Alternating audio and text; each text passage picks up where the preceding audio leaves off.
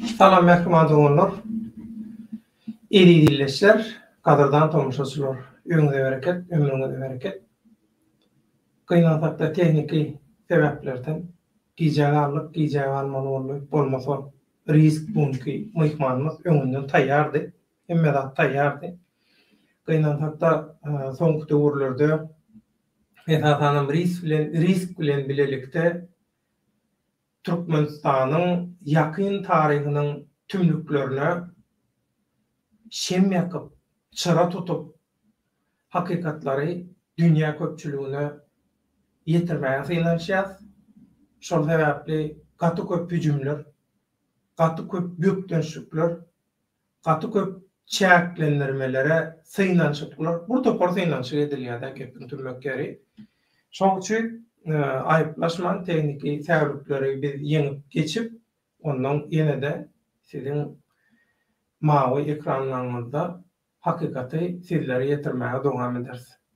Onu häzir şu taýda myhmanymyza riske hoş geldiň diýeli. Soň esasy näme bolup geçdi? Iň soňky efirden şu neçenli Türkmenistanyň içinden we daşynda bolup geçen wakalar şular barada bir gyzgaçyk giriş edelim, gyzgaçyk mazmun bilen tanyş bolalım. Soň risk şu bolup geçen wakalar bilen baglanşykly Serdaryň ýakyn töweregindäki wakalara şaýat bolan bir hökümini nähil baha berýär we başga aýtjak goýjak nähil zatlar bar, şonu dünýä köpçüliginiň dikkatyny ýetirer. Risk, hoş geldiň. Türkmenim kanalynyň gönü ýaýlymyna ýene barýardyk. Salam aleykum do'stlar. Salam aleykum aziz halkım. Ya da başladı. Bu haram tohum, hork tohumlardan.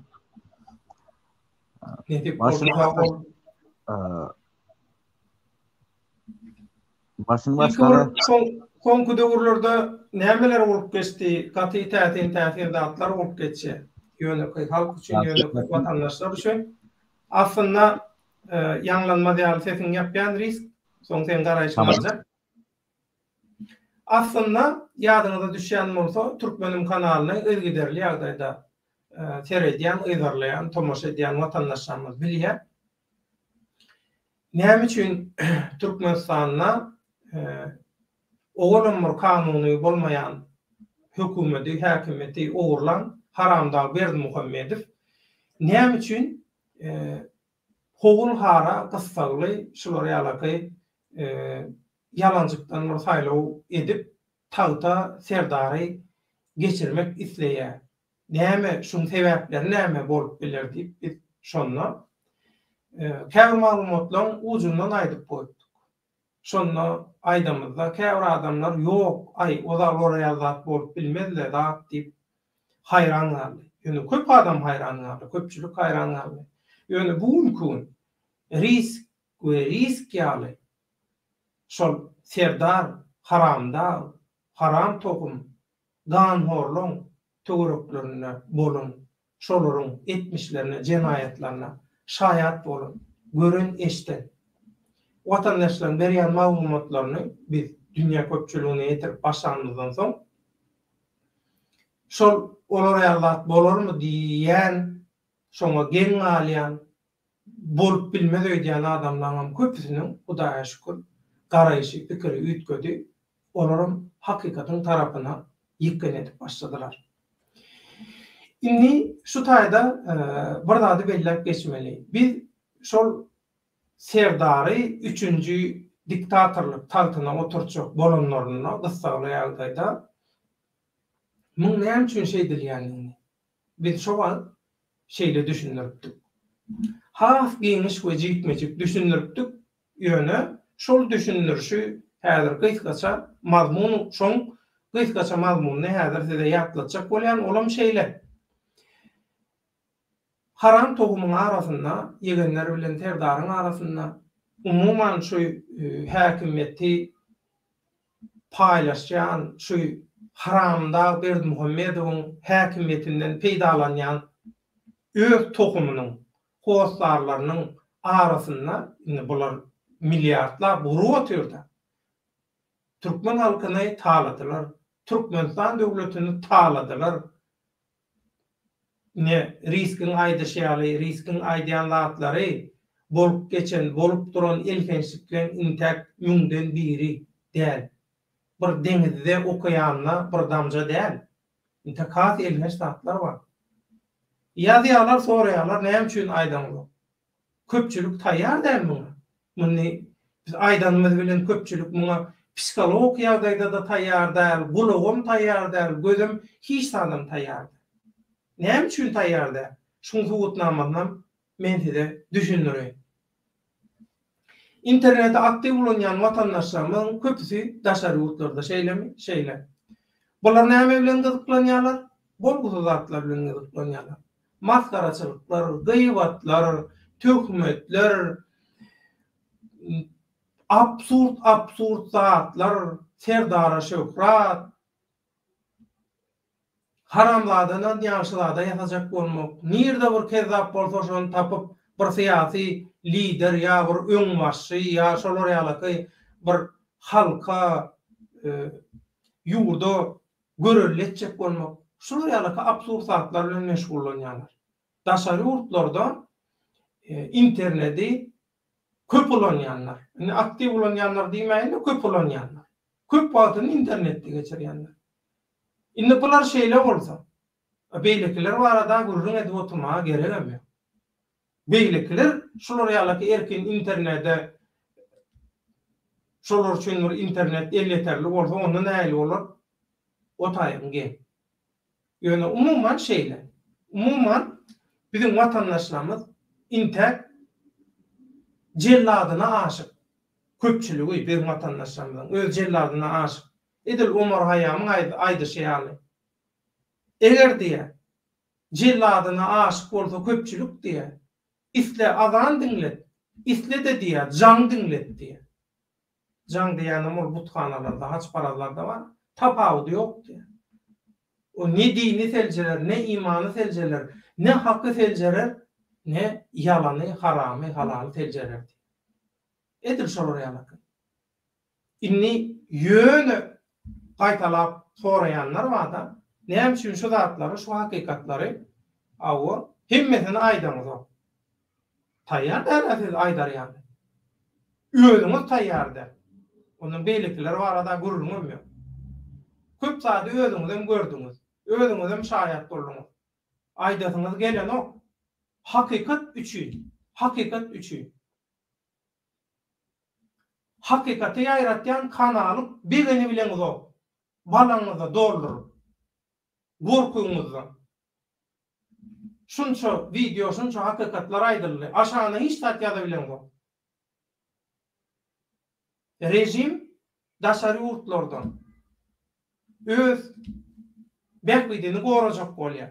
Ýa daşary ýurtlarda bir zatlar etjek bolýar diýip habar gurrun ýaýrady. Şonu aýtdyk bolan bara sırkyna seňen ýaly bolup. Inni şular ýalyky ýöne köýjek hereketde bu internetde köp wagt geçirýänler bular ýaly reaksiýa berýän bolsa ilgençlikleri Berdimuhammedowlar diktatorlyklarynyň öňkü soňky häzirki ilgençliklerini, ganly küçüklüklerini, jenaýatlaryny gurrun bersen näme bolar? Şoň üçin ikide bir ýöne gaýtalap sorap ýalyp haýyş edýän watandaşlara şolar ýaly. Özüňiz taýýarmy? Özüňiz hakykaty gollamaga taýýarmy? Däl. Ýene birem ýazýar. Risk diýe, sede diýe şolar ýaly hakykatlary, bir hökümetiň tarapdary ýazýar. Häzir oň nemesini, tesirini tapyp okap oturmaga gerek ýok. Derek yok ýazýan adından ýöne şeýle. Nämemişin risk munça jenaýatlara, gamhorluklara şaýat bolup, görüp, eşitip şu zatlary awa görüp eşiten bolsa, şaýat bolan bolsa diýmek risk we risk ýaly şu hakykatlary bize halkara gurulmalara, dünýä köpçüligine ýetiren YouTube'da çıkış etmeyen beýleki watandaşlarym diye şolun jenaýatyna ganhorlugyna paýy var diye. Bu hökümetiň adından ýazýar bu. Muny ýazýar. Şey diye. Inni bu watandaş şol ruhatyň özünde aýdylýan zatlaryň elhens jenaýatlygyny kabul edýär.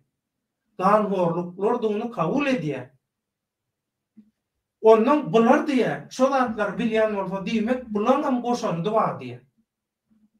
Bir tarapdan kabul edýär, bir tarapdan bulary günäkärleýär. Ýagny serdaryň haram tokumyň ýegeniň jenaýatlaryna ganhorluklaryna şärik gözleýär. Indi hakykat aýdýan adamlar şoňa şärik bolmaly. Şoň günäsini paýlaşmaly. Bu nähili näme diýin, düşünje. Bu nähili mentalite, bu nähili kelle an. Soňa muýundan aýdýar, ay prezidentimiz köp ýaşasyn, serdary näme, hökümetimiz şeýle, siz daşary ýurtdakylar diýe. Ýurtda ganyny küçüklik etjek bolýanydy. Daşary ýurtdakylar, daşary ýurtda bir topar bar. Bir topar adam bar. Bir topar watandaş bar. 2,5 milyon töwereginde Türkmenistanyň ilaty bar. Türkmenistanyň umumy ilatynyň %60 we 70 götermi daşary ýurtda. Daşary ýurtlarda, dürli ýurtlarda, dürli ýagdaýda. Köpsem elgenç gözgöýni ýagdaýda. Hawa, şu hakykat waka. Sen näme görürüň edýän? Hemme kişiň bir aýakdan durýar. Ýurtda ganyny küçüklik isleýän, özüniň syýasy küntüligini, jelepçiligini hödürleýän, diňe Türkmenistanda däl, Aziýada, Merkezi Aziýada öz keseki bäkliklerini ornaşdyrjak bolýar, durmuşa geçirjek bolýar. Dürli güýçlere özüniň hyzmatkarlygini hödürleýänler bilen biz birmi tentek? Ýa-da sen öňünde epilýän diktatorlygyň bilen bile işleşip daşary ýurtlarda, YouTube'da opozisiýa saran bolýanlar, kellesine göre elektron döwlet, elektron prezident, yeni elektron näme, hemmesi elektron, hemmesi hyýaly, hemmesi virtual, hiç ýyly köpke zady hiç zady. Şolara ýalakatlar edip, halkyň aňyny zäherleýän, güýmeýän, hipnoz edýänler bilen biz barmy? Olaram sen çokunýanyň bilen bir ýorganyň aşagyna ýatyp durýarlar. Belli bir bölegi. O ýorgandan o ýorgana bökýär. Birden bu haram tohuma birdat bolaysa, olar häkimeti gidiräýse, olardan soň häkimete geçjek adamlar bilen biz bile ýorganyň aşagyna bolarly. Şolara ýaly bizim bir hereketimiz boldumy? Nam ýok gördüňmi bizde şolara ýaly? Satançy bilen watançyny aýryp bilmeýän bolsaň, şoň farkyny bilmeýän bolsaň, kelläni näme göterip ýörsiň? Rejimiň ýal-ýaglary. Munça jenaýat edip, munça halka, watana dönüklik edip, halka düşmanlyk edip, innem öz eden jenaýatlaryna, ganhorluklaryna bizi şärik etjek bolýar. Sizin günäňizi biz paýlaşmalymy? Risk paýlaşmalymy? Ya beýleki hakykatçy watandaşlar paýlaşmalymy? Sizin aýdýan zatlaryňyzdan çokunýan serdaryňyzyň we şoň arkasynda durandan edýän absurdatlary ýaly. Nähili absurd? Bütün dünýä Putin'e garşy. Serdary akydip Putin'in gujogyna oturtdyňyz. Inhas edin mentalitetiniz. Inhas edin bar siyasata, diplomatiya düşünşüňiz. Olam yetmedi. Şeytan üç vuruşlugy diýiler. İň nirde bir borgusuz biderek hökümetli ýurt bar bolsa. Putin, İran, soňam Wahhabistler merkezi, Wahhabistler sponsory, Vahhabistler bütün dünyaya yaratan şolara o sponsorluk ediyen Saudi Arabistan. 3 yurda resmi safar kurulacakmış. Serdar. Kalan hiç kim adatı yağdaydı. Bir görüllülük dünyada bir avrayı zadı olan hiç bir devlet, hiç bir hükümet kabul eden o. Türkmenistan'ın 3. diktatörlüğünü. Serdarı adam yerine koyalım. Bunlar sonra da şeydip özün bir zada mengedecek koyuyor. Yöne siyasat bunlar yalı bolana. Muna siyasat değil no. Muna celepçilik değil ya. Bir Putin'in ucağına oklap, sonra İran'dan ucağına oklap, Saudi Arabistan'ın ucağına oklap, İran bilen Putin'in arası koy, Rusya'nın arası koy. Tarihten meri koğuşulan arası. Bizim Günorta Türkmenistan'ın Günorta bölüğünü, Türkmen ekranı, Ors parçası İranlılara soğuk etmedi mi? Etti. Bütün tarih soğutnamaları var. Hava inşular yalık tarihi hakikat durka gözümü dürtülü. Bunlar İran'dan haray gözlüyor. Ne için? Şu Serdar hakimiyette tağıtta otursa oluyor. Başka ne olursa olsun. Yurda halka ne olursa olsun. Otursa oluyor şu tayda. Şu 3. diktatörlük projekti yürüse oluyor. Şunun için. Ne Saudi Arabistan? Saudi Arabistan ile İran ganim düşman. Birbirine ganim düşman. Hem meğer. Ganim düşman ikisi.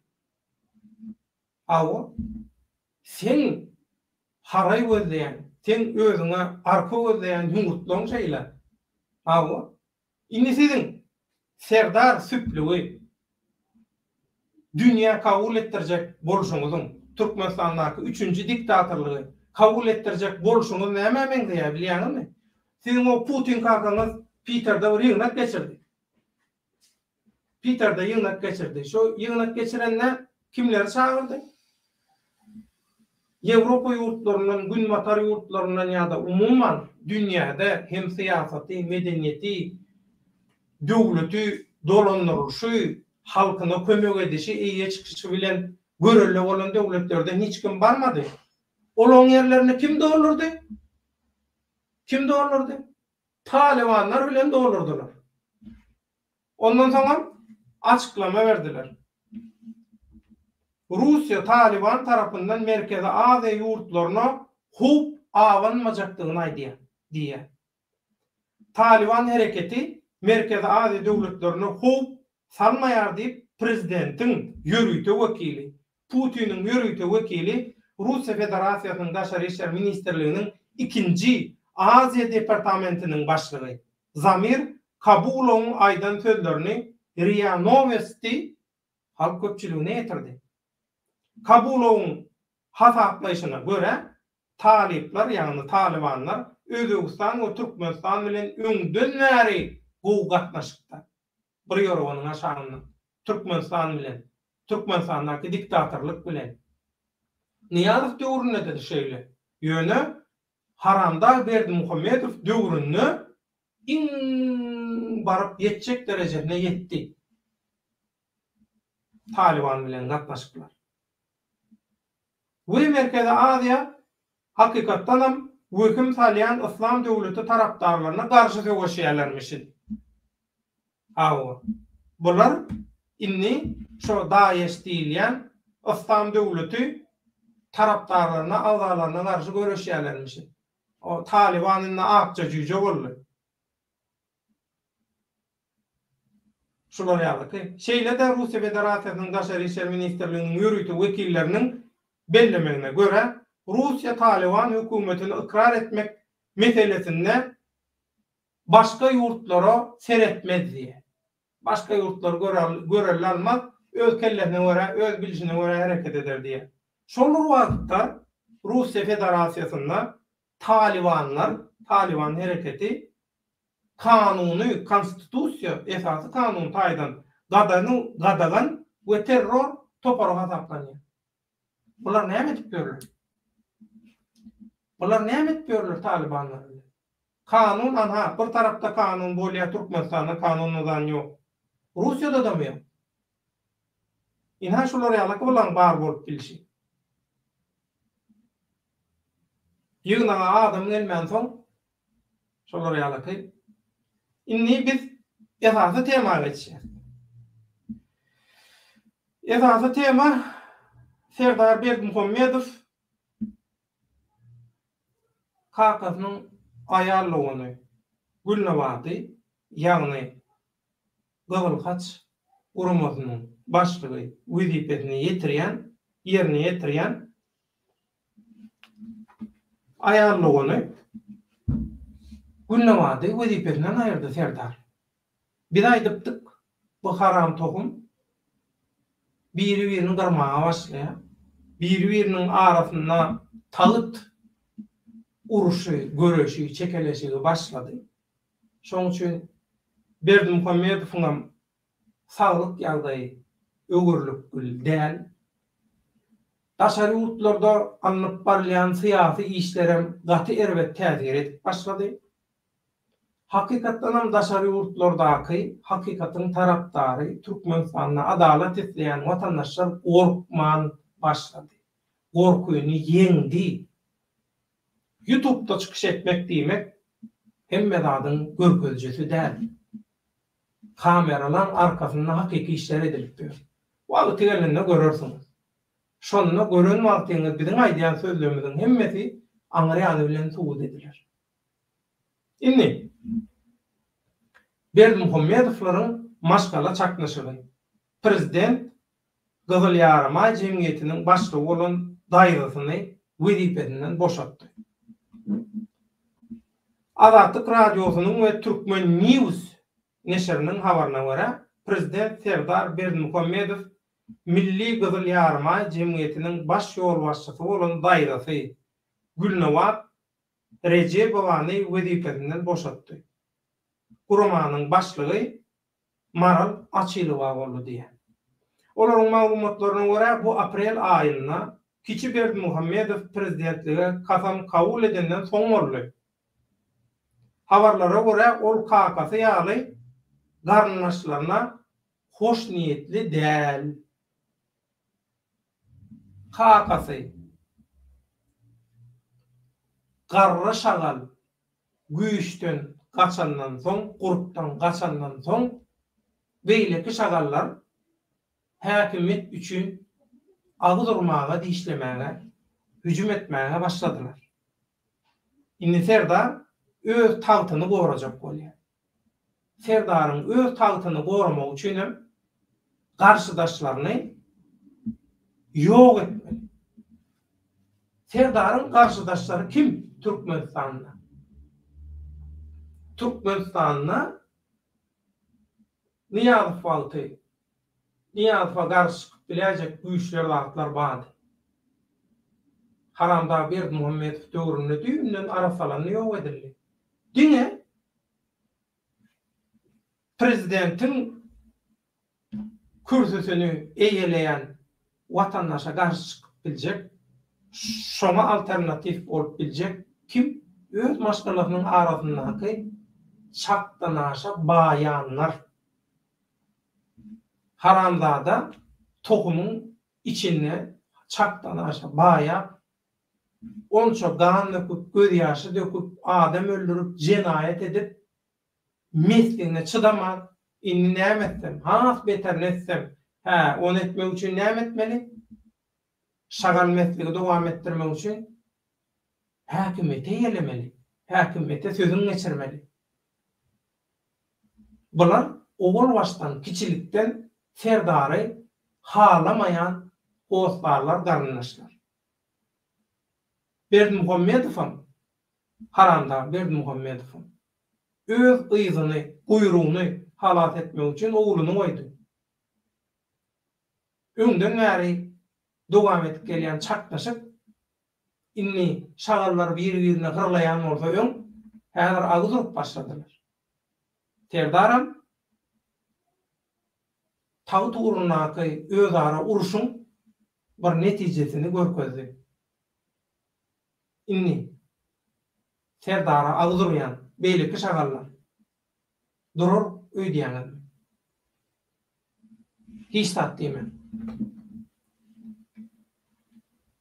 özlerine öz hostarlarını haramçılık bilen bağladıp şolary ýokary wezipelerde işledip özleri düşman mı alternatif döretdiler.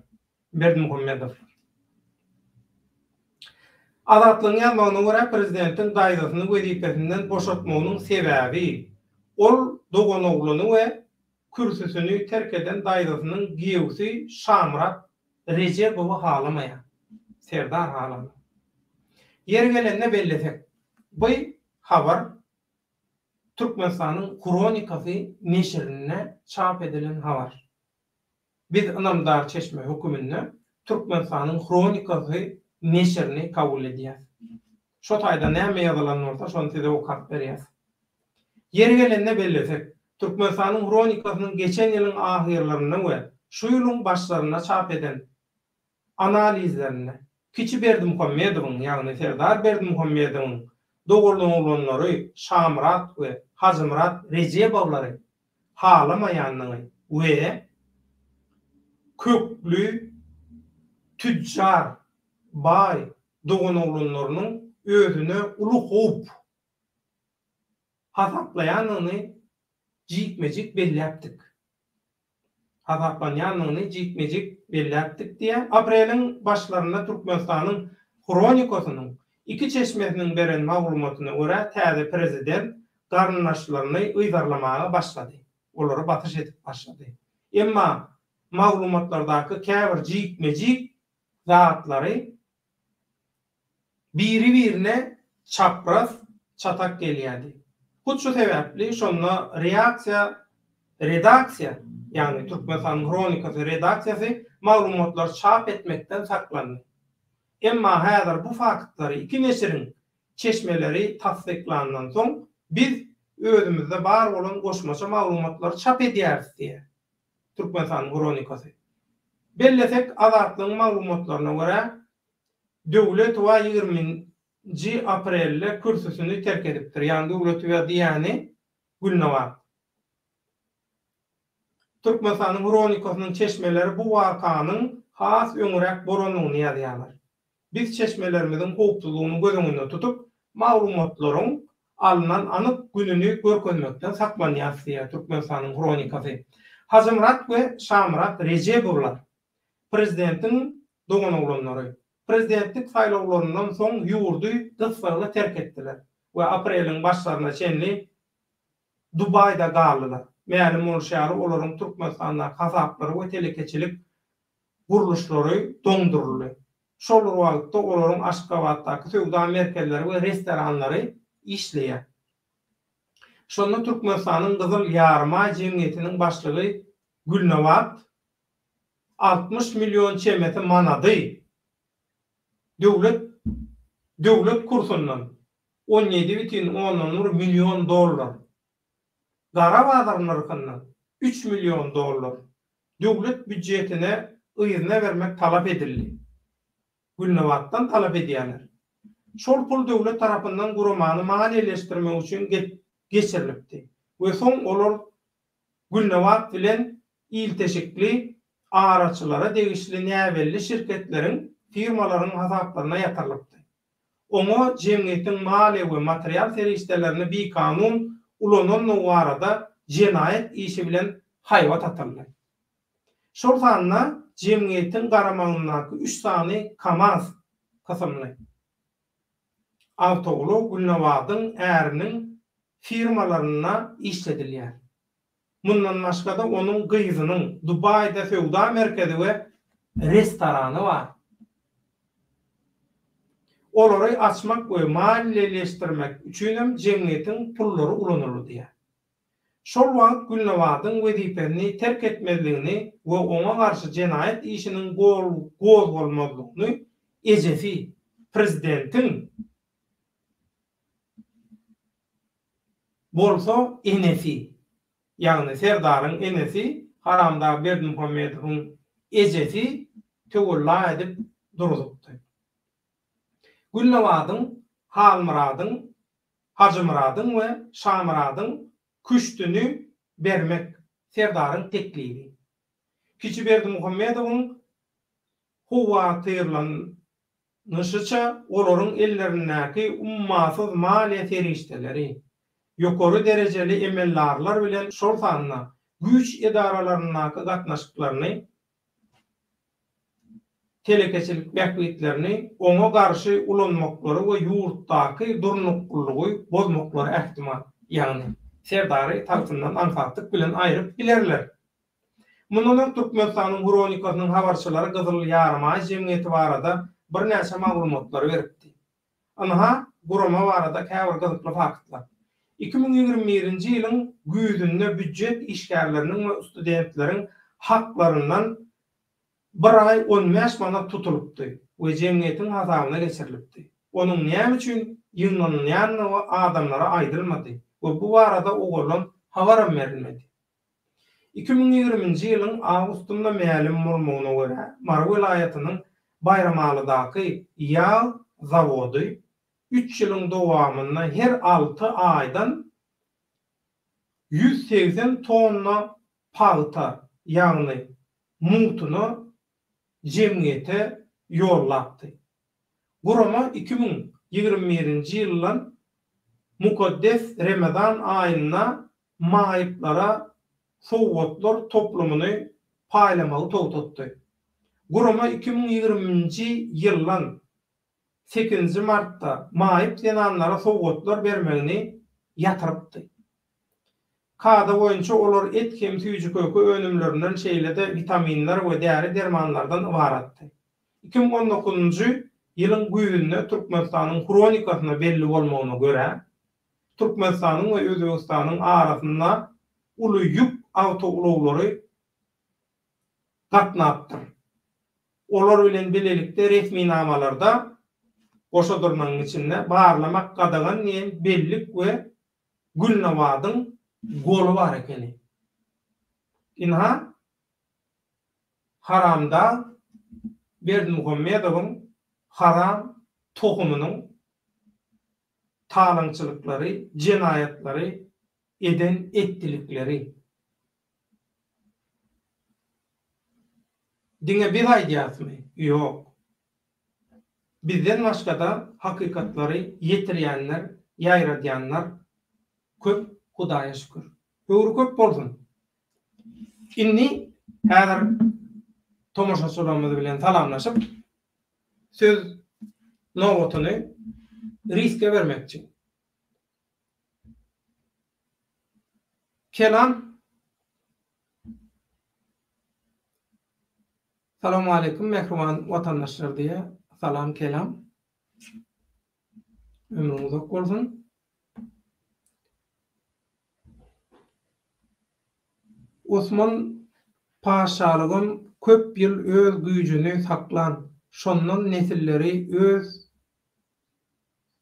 arasynda dawa başlap hanlygy dargadan niye Osmanlı hanlıklar hemmesinin dargayışı öz şol paşan hostarlarının hakimiyeti dolanıryandan öz hostarlarının birek bilen uruşma, gırlaşma bilen yıkılır. Şol devletler, imperiyalar diye, doğray diye. Tarih buna subutnama. Kelam ýaýlymda 60 kişiden gowrak kişi tomoşa edýär ýöne garşy çykanam ýok, gollaýanam diýmek bular hemmeti gorkuda, ýazmana da, tesvir ýazmagam bular näme diýär, alymsızlyk, düşünjesizlik gynansak da diýär.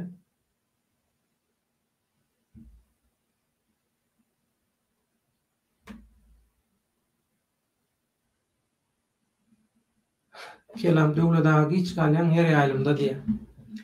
Men tehniki meseleni, şu tehniki uğruy sana bereyim. Kelam. Bütün şu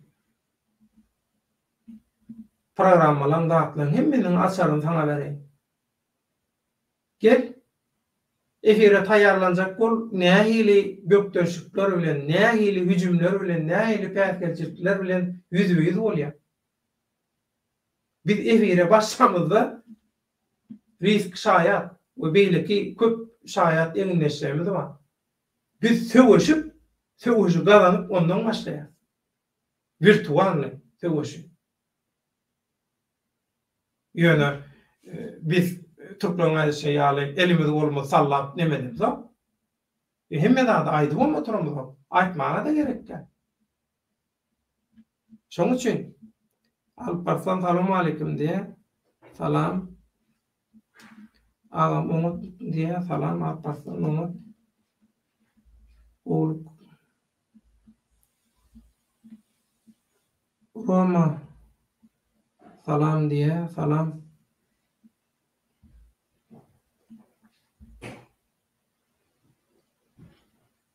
Gördüm seni stüdyoda oturursun hazır alacak stüdyo. Sesini açma stüdyo alayın. Sana Ayrettin söz verecek, hoş geldin diyecek. Şuları görnemedin. Gülnamada Üň Serdar näme diye? Üň Serdar ýegen uly ýagydyr. Ýa-da bolsa gowudur diýip söýen bolsa inni Gülnamada ýegeni Serdar inni ýagy bolupdyr diýmekdi ýa. Şu bilen bağlaşykly gowur näme bada? Maglumat geldi. O maglumatyn size häzir okap berin. Soňandan gurrundeşlige geçse. Türkmenim TV, Gmail, Serdar barada bir maglumat bar, şu Gülnamat bilen bağlaşykly. Bu Serdar Haramdağın ikinci ayalından diýen gurrun bar. Gülnamat Serdar ýaş wagty gün bermendir. Şol sebäpden Gülnamaty işinden aýyrdy, Gülnamaty halany. Adamsyna basypdyr Gülnamatyň diýen gurrun bar. Soňky wagtlarda. Öň aýdyşyň ýaly inni bu haram tokumyň öz aralaryna uruş başlady. Risk ýa-da beýleki illeşlerimiz şoňa nähili baka berýär, şoň bilen bağlaşykly nähili pikirdeki şunu soru hukumyny efiriň dowamyna erteňe diýip paş edipdir. Buna hökman sorajak. Ýene bir mehmanymyz geldi, sürpriz mehman. Ömrü uzak bolsun. Oňa da bir hoş geldin diýjek. Bir salamlaşyp alaýyn tetgirçiler bilen. Nusoýgala köp wagtdan bäri ýokdum. Salamu aleykum illeşler. Janyň sagmy, keýpin köpmi? İnşallah janyň sagdyr, hemme işleň ýolundadyr, uğrundadyr diýip umyt edýän. Birlik bir zat bolsa baş üstüne halka hyzmat özüň bilýän. Köp wagtdan bäri görnüm ýokdum. Şoň üçin İrlan Miralow salam vatandaşlar döwletaga gitjäşi diýä salam mehriban doganlar. Tesirlerime täzelçe şundan ibarat. Hawa bugünkü biziň temamyz Serdar we ýegenler taw üstünde uruşa başlady. Serdar Gülnamaty aýyrdy. Hazımrat we Şamrady gaçyrdy. Taw turunaky bu söwüşi, görüşi, uruşy kim gadanar siziň pikiriňize görä? Bu zatlardan Serdaryň ýakyn töweregiňi köp zady gören, eşden, şaýat bolan risk nähil pikirde, riskiň pikirini alar. Ýene bir mehmanymyz bar, Baky. Baky hoş geldin. Hoş bulduk. Selamünaleyküm. Sürpriz etdiň ay geljek geldi. Salamu aleykum Bakı Burak. Tamam goýmuşsun. Aleykümselam, sağ olasın. Başımıza gelmedik ama da. Patlayacağız. Biraz bekleme lazım. O gerçeklerine has konuşularımı 3'ten 1 bölüm yarısı. Hakykatlan. Hakikatte. Doğru sen şu aýtdyrsyň da taxta uruşy diýersiň da sen. O taxta uruşy onki mana mundan öňki saýlawda uruş başlady o. Sen onu zaten haberin yok. Kimin Haýsy tawary? saýlandy? Haýsy saýlandy? Mundan öňki kakasy mundan öň boldy 5 ýylykda. Awa. Şonda uş başladı. Serdar Gojak boldy kakasy. Şonda Semeni Şamma kelle kaldyr, şonda kaldyr birinji. Yo o wagt Serdaryň ýaşy da adam ýetenokda köp sany. Yetenokda şonda kakasy Gojak boldy avtomaçiski. Şonda uş başladı. Siz bilemez. Muny bilemokdy, man bir açyk görüň berdi. Bu hala bu tez. Bu soňky çykany bu. Serdar soň ýaşytasyň avtomatik goýuldy. Ondan öň başladı uş. Ondan öň başladı. Serdar aslında prototip gidýärdi paxtalara. Talibanlara arzan berilýärdi. Awganistanyň paxta gidýärdi, çigit paxta gidýärdi. Gülnawadyň orada fabrikasy bar. Ýağ zawody hem baňardy. Onu häzirden çykarmaňlar. Paxta gidýär Awganistana agyr paxta. Çigit gidýär, paxta çigit gidýär. Ýağın üçin. Sesin gelmeýär. Sesin gelmeýär ýolda.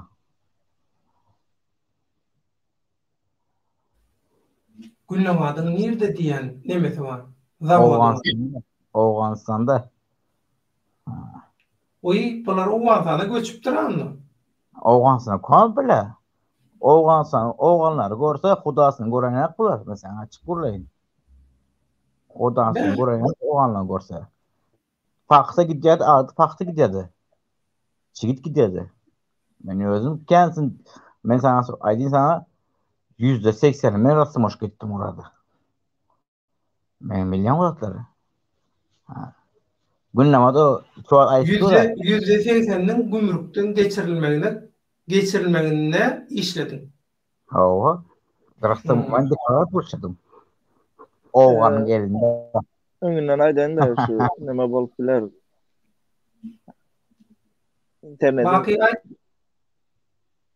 İnternette problem bolup biler. Risk şunýaly bir zat bolup bilermi? Awganistanda fabrika däldäni işlemişsin. Eşitli. Alo. Eşitliye bakın. Eşitliye dedim. Şunýaly Awganistanda fabrika däldäni şu bolup bilermi? Paxta gidýär, preslenip içine uyuşturucu madde goýulyp Ýewropa satylyp bilermi? Neşe? Oho. O bolup bilýär ýöne. Sen döwli ýerler. Şonýaly boldy. Sen döwli ýerler. Şonýaly boldy, şoň üçin aýdyp atyn. 2016-njy ýylda boldy, onuň üçin aýdyp. Açyk gurlaýyn. Men Türkmenistandan uyuşturucu gitmeýär. Çigit gidýärdi. Onu bilýärmen. Yo, içinde näme goýulandy bilýän näsiňe? Men açyk bilýän preso. Men kim açjak? Bara wagtyň kagazy görýärdiler. Boýla agamjan geçdi. Meni ulu adamlar agamjan gurulýady. Adamlar näme dursa o risk şunýaly bir zat bar. 2016-njy ýylda ýa-da 15-de bolmaly, ýanlışmasam 2 ýyldan birinde 204 kilo geroin Türkiýede tutuldu. Türkmenistan Aşgabatski plakalı tırda preslenmiş paxtanın içinde. Son ne diyeyim sana? Ya ortak Avrupa gidip baryan ekeni bu. İkincisem eğer diye şu narkotiğin izi diye Orta Doğu'daki PKK terör örgütü bilen işleşip bilýärler diye, eğer diye izine düşürse diye belki Türkmenistan hükümeti şolar bilen bile işleşýän bolmagy mümkün diye. PKK diýenem Kürtlüň gadagan edilen işçi partiýasy, şoňda hiçgaça ady PKK. Partiýa Komünist Kürdü, ýagny Kürtlüň Komünist partiýasy diýenýaly bir partiýa. Bu köp yurtta terör guraması hökmünde kabul edilýär. Türkiýede de şeýle kabul edilýär, köp ýerde de kabul edilýär. Baky Türkçe aýdan soň men türkmençe birazjyk düşündürşini berdim. Dowam et.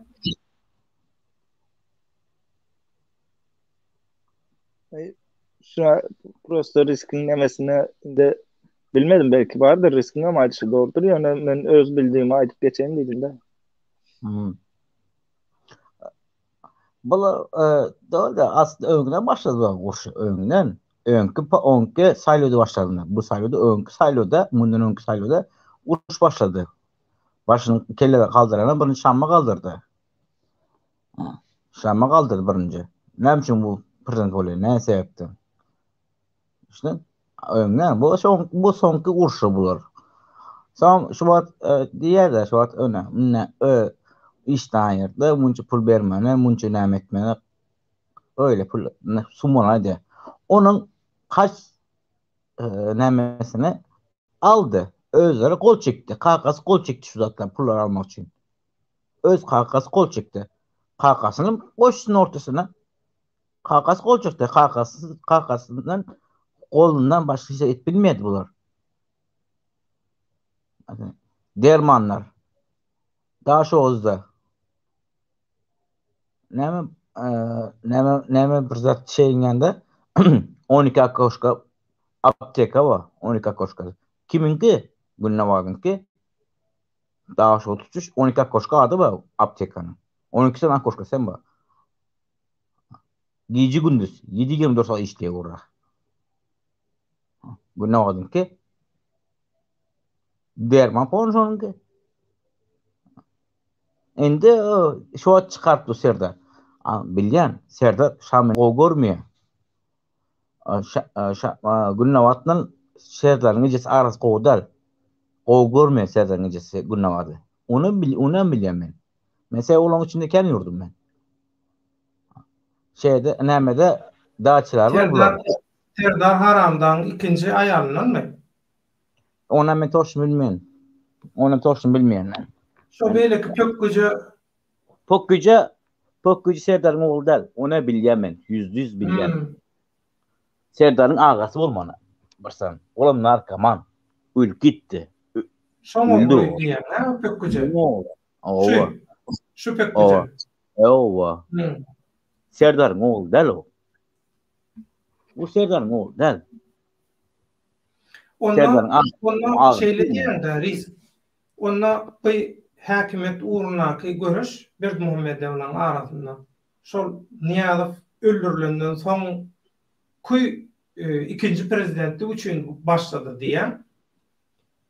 Onda inni şeyler zat bolup bilermi? Bu Haramda Berdimuhammedow şol Pökgüce altyny reklam edýär şonu. Awa. Şu maşgalan içindeki şu uruşu şu konkurensiýany yatırjak bolup şunu kandidat görkezjek bolarmysın? Şoňa kandidat taýýarlayan bolarmysın şunu? Ya ondan değil. Boğulun kellesinde süýgü kep onda. Bunda politika wapçy satýar, politika goňdy satýar onda sana diýin. Boğulany nide pul koparmasy, koparyp gaýdyk, birisi urup alyp gaýtmasy, urup alyp gaýtdy. Ana şu. Bunda politika gurun hiç satı yok onda. Tupoy. Talançı garakçı. Tupoy bu oğlan. Garakçı oğlan sen işin yana. Düştün? Bu oğlanda o zatlar näme yok. Yazma çizmesi yok onun. O İngilizce okuya, orada okuya, burada okuyadı. Aldı geçiyor. Üyünde bir Moğolim var. Olan Balkanlı bir kız var. Mesela deyin 2017 yılda o kız o zaman 39-40 yaşındaydı. Eğer çıkmadı kızdı. Moğolim o özü. Şu oğlanın Moğolimi. Balkanlı Yomut kız. Bunun az sonra dinle näme tarafta Yomutlu gramatlı näme okuyanlar näme diye. Ya Yomutlar aslında ildeşler, vatandaşlar bağıştan milletçilik edemek berdi. Millet parası edemek. Onu niprayım düşünmeňler oňundan aýdýyn sizlere. Sebäbi Balkanlar hemmesi köpüsi Dubai'ye gidiyor. İngilizcesi gowy. Düşünün. Mesela yani orada. Onu ben bilýän. Lüba bir owganyň öýüne gir. Türkmen Aşgabatda Lüba bir owganyň öýüne gir. Suljankasy Balkanlydyr. Lüba bir owganyň öýüne gir. Suljankasy Balkanlydyr. Sen näme üçin? Ola dil bilýär. Ola Dubai'ye Owa. Türkmenistan'daki Ugwan'dan hizmetkari Balkanlılar. Owa. Men sana fark görnäsdim. Leboy ýüne gir. Lebo oğlanlyny hizmetkari Sulujankasy Balkanlar. Düşün? O fark mesela öz gözümden gören, öz başında öz gözümden görýän adamlarym hemmesine. Şutajda bir bağışlan mehmanda olurlar. Şutajda bir serdarın satanın arasını gıcıklap vermek wezipesini yerine getirýän bir hizmetkary ýazýar. Adam şolar ýalyky serdara şöhret diye yönemöne adam prezident bolýan däldir, Allah'ın sylany prezident bolýanlar diye. Öyle Serdar bilen mesela Serdar bilen yurt Türkmenistan diýmeýim. Yani Türkmenistan'da yalan guran bolýan. Türkmenistan'da içinden çıkýar. 11-nji kat kutaran oğlanlaryny okuryp gurlaşdyrsyn. Serdar kukla. Ben size bir daha verdim. Yok, kukla gözü görüntü. 11-nji klas kellesi işten oğlanlar yurttaşyny iş okuwçylar var ya. Türkiye bolsun, Dubai bolsun, Rossiya bolsun, şular oňuna getirip koýsun, Serdar ulan gepinde aşağıny çık bilmeýär. Tupoy. Riskinin aşağıny kevin içinde ýüren oğlan. Diýen etmedimi kız? Şo kız diýen etmedi, öldürýär. Näme etýär? Men açyk gurýam. Fak gurnaýdym. Men de kazasama gözümle gördüm. Bolan hemmesini gördüm men. Maňa göre men şunu ýalaýdym. Maňa göre Serdar bir proýekt. İkincisi bu Şamma bilen uruş var zat diýmeňizin sebebi bilemem indi öz arasında uruş barmy zat ne olan izine düşüp görmenim üçin. Ben şunu ýaly bir zat var. Aýdyn size Şamma elini yüzüne bulaştırdı käbir zatlarda. Diýenler. Diğerlerde elini yüzüne bulaştıran için hazır bu göz boyama işi bu. Diýenleri nemeden bolup o ayalda onu zadeden bolup ayıran bolup olary ayırsan näme peýdasy var? Mirasyna el goýmadykdan soň ya başga bir mal barlygyna el goýmadykdan soň bu adamlar milyardlarca dollary Angliýa gaçyrdy. Angliýadan soň ine geçenlerde Allamrat Rahim açıkladı. Pandora kutusu. Pandora adalarına kaçırdılar bular. Panama adalarına kaçırdılar. Bular milyardlarca kaçırdı. Indi bular göz boyakçılık boldu. Başka zat değil. Erti bir günem Angliýa, Dubai'ye gitmeli. Proje bu. Ben size aydayım. İkinci bir proje Serdar yine sin ettiniz mi? Arabistan'a gitti. Arabistan'dan geldi Rusya'ya gitti. İnden İran'a gidiyor. Ne için? Orta Asya'da Halod vayna mı diyeyim size soğuk uruş var diyeyim agentlerin içinde var yani bu hükümetlerin arasında gizleniyor. Yani bu Türkmen halkı için bir fırsat aslında.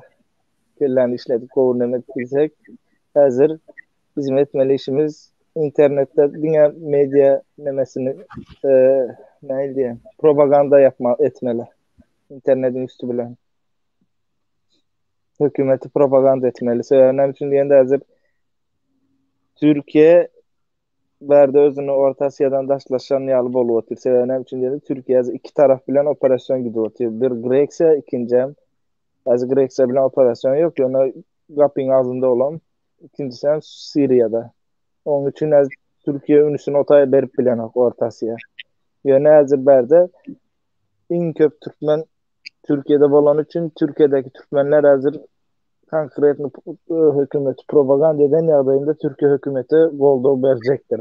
Buna eşlik koyun ve fikirlerini näme diýjek bolanmy propaganda gozattır. O elbet zatlar. Yok, neme diktatorlara karşı devlet bizde.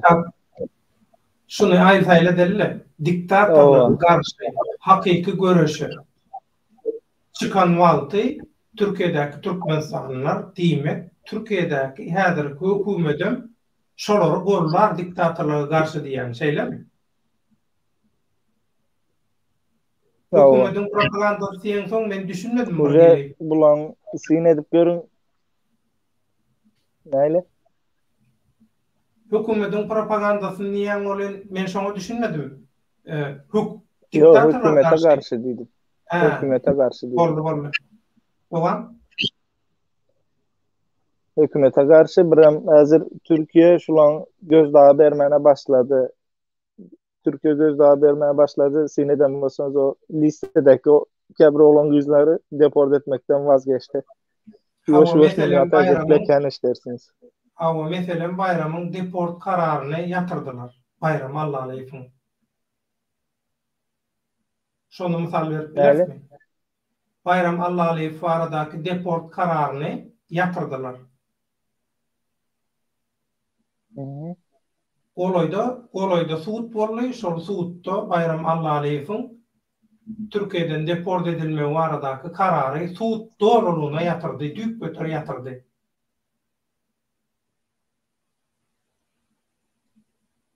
Şonu misal getirip bilersiniz. Ona ıssat bileme hazır.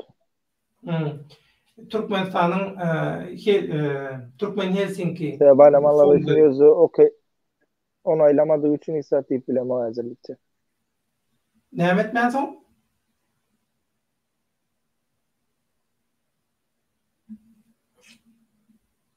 Düşünmedim kim okeylemeli? Bayram Allah'ın için özü okey deyip nemetmeden şunu hazır onaylamadı şunu. Onun için hazır men ıssat bileme belki başka bir yerleri nemedendir. Anık bellisine yetendir.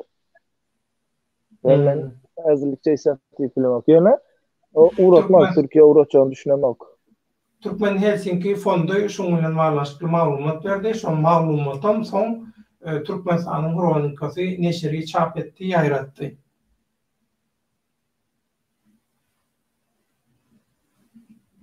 Doğan? Başka aýdy berýän men paka mehman diýen bugünlikçe ýöne ara girip duran üçin ýaly. Bolýar. Doğru cevaplar.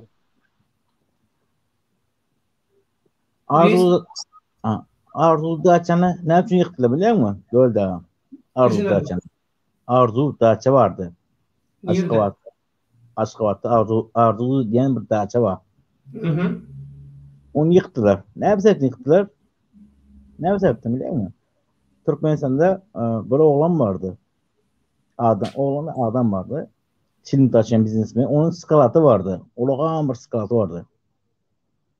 Oğlan şonun nämesi üçin oğlan özüm gitti basılıp ne zaçtı? Hisat yok yerde. İki yeşik çilimde Türkmenistan'ın yapış nämesi yok. Peçet yokmuş. 2 yeşikte. 10 vagonda hemmesinde var. İçinde 10 vagon için 2 yeşiki çıkıyor. Peçet yoktu. Ondan narkotik var bastılar. Şonun üstünde hemmesini nämettiler. Aslında orada Şam'ın Kebe'den yeri vardı. 2 etaşın cayı vardı. Hem konkretni Vichy klasını dağçası vardı. Mesela Alina. Vichy klasını. Şonun yüzünde gitti. Orada kan kızı öldürdü. Kan kızı öldürüldü orada. Bir tane şu vat kalan dağça Gülnavad'ın öz dağçası kaldı. Nazar'ın erkeleksini. Olan aynı yolda Promzona değiller bizde Türkmençe. Promzona yolunda bir dağça kaldı. Aynı dağça değiller. O dağçası var. 2 taş. 2 taş dağça var. O pakı erkele bilgisi var. Dağ oldular. Pulunu zordan alıyorlar aylığına. Zor alıyorlar. Nazar özü aslında Nazar ağanın özü sakırını kesel. Ulu sakırını kesel. Güçlü. Hep de bir gerek var ya. Hep de bir gidelim. Çeviş soyduruyor da çeviş soydurup sonra o pişirtir yiyor. Söýgülisi var, orus. Hepde bir gidek Günnabat Heleýimden gelýär. Bir hepde o Heleýimden gelýär, orus Heleýimden gelýär. Yık bilen oklar. Ne yap yıkan oklar? Serdar yıkar onu. Serdar'ın ecesi Günnabat halan ok. İkisi düşman. Öňünden düşman. Öňünden. Günnabat biraz ulumsu. Ata ulumsu. Şu an kimi koydu? Yerine. Öňkü ne yapacağın yerde? Günnabat. Olam Göktepeli. Öňküsem Göktepeli de. 78'in 79'un oğlanıydı. Onu gotanyan. Onu ayırdılar. Näme Ahal vilayet. Ahal bolýar orasy. Ahal vilayetinä zam hakimiyet koydular. Son hakim ettiler. Ondan çıkardılar.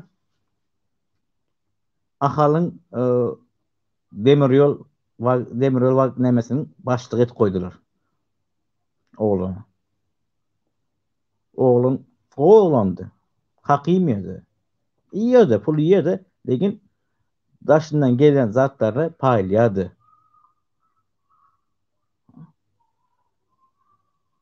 Günnabat'ın özü naşdan gıyzları bastırdı.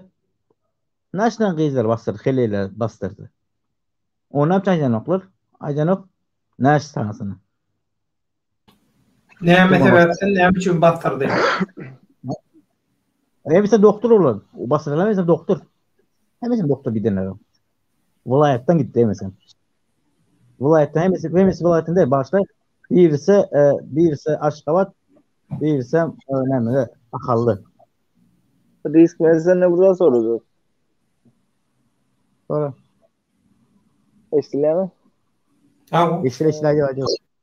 İki tane kız var Aşgabat'ta da ekiz kızlar var Aşgabat'ta Mankenyalı. Bunlar indi meşhurdur. Atlanı'da oturmayın. Bu Instagram'da zaten da görünüyorken.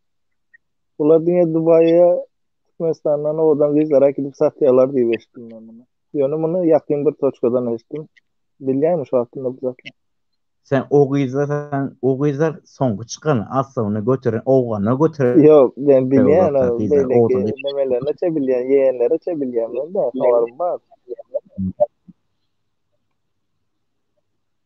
Men o kızı ben dost mesela hazır tanıyarsam yalancı olayan men suratını görmesem aytıp bilmeyen. Malike'nin kızlarken Ekiz dedim çıkarmadım.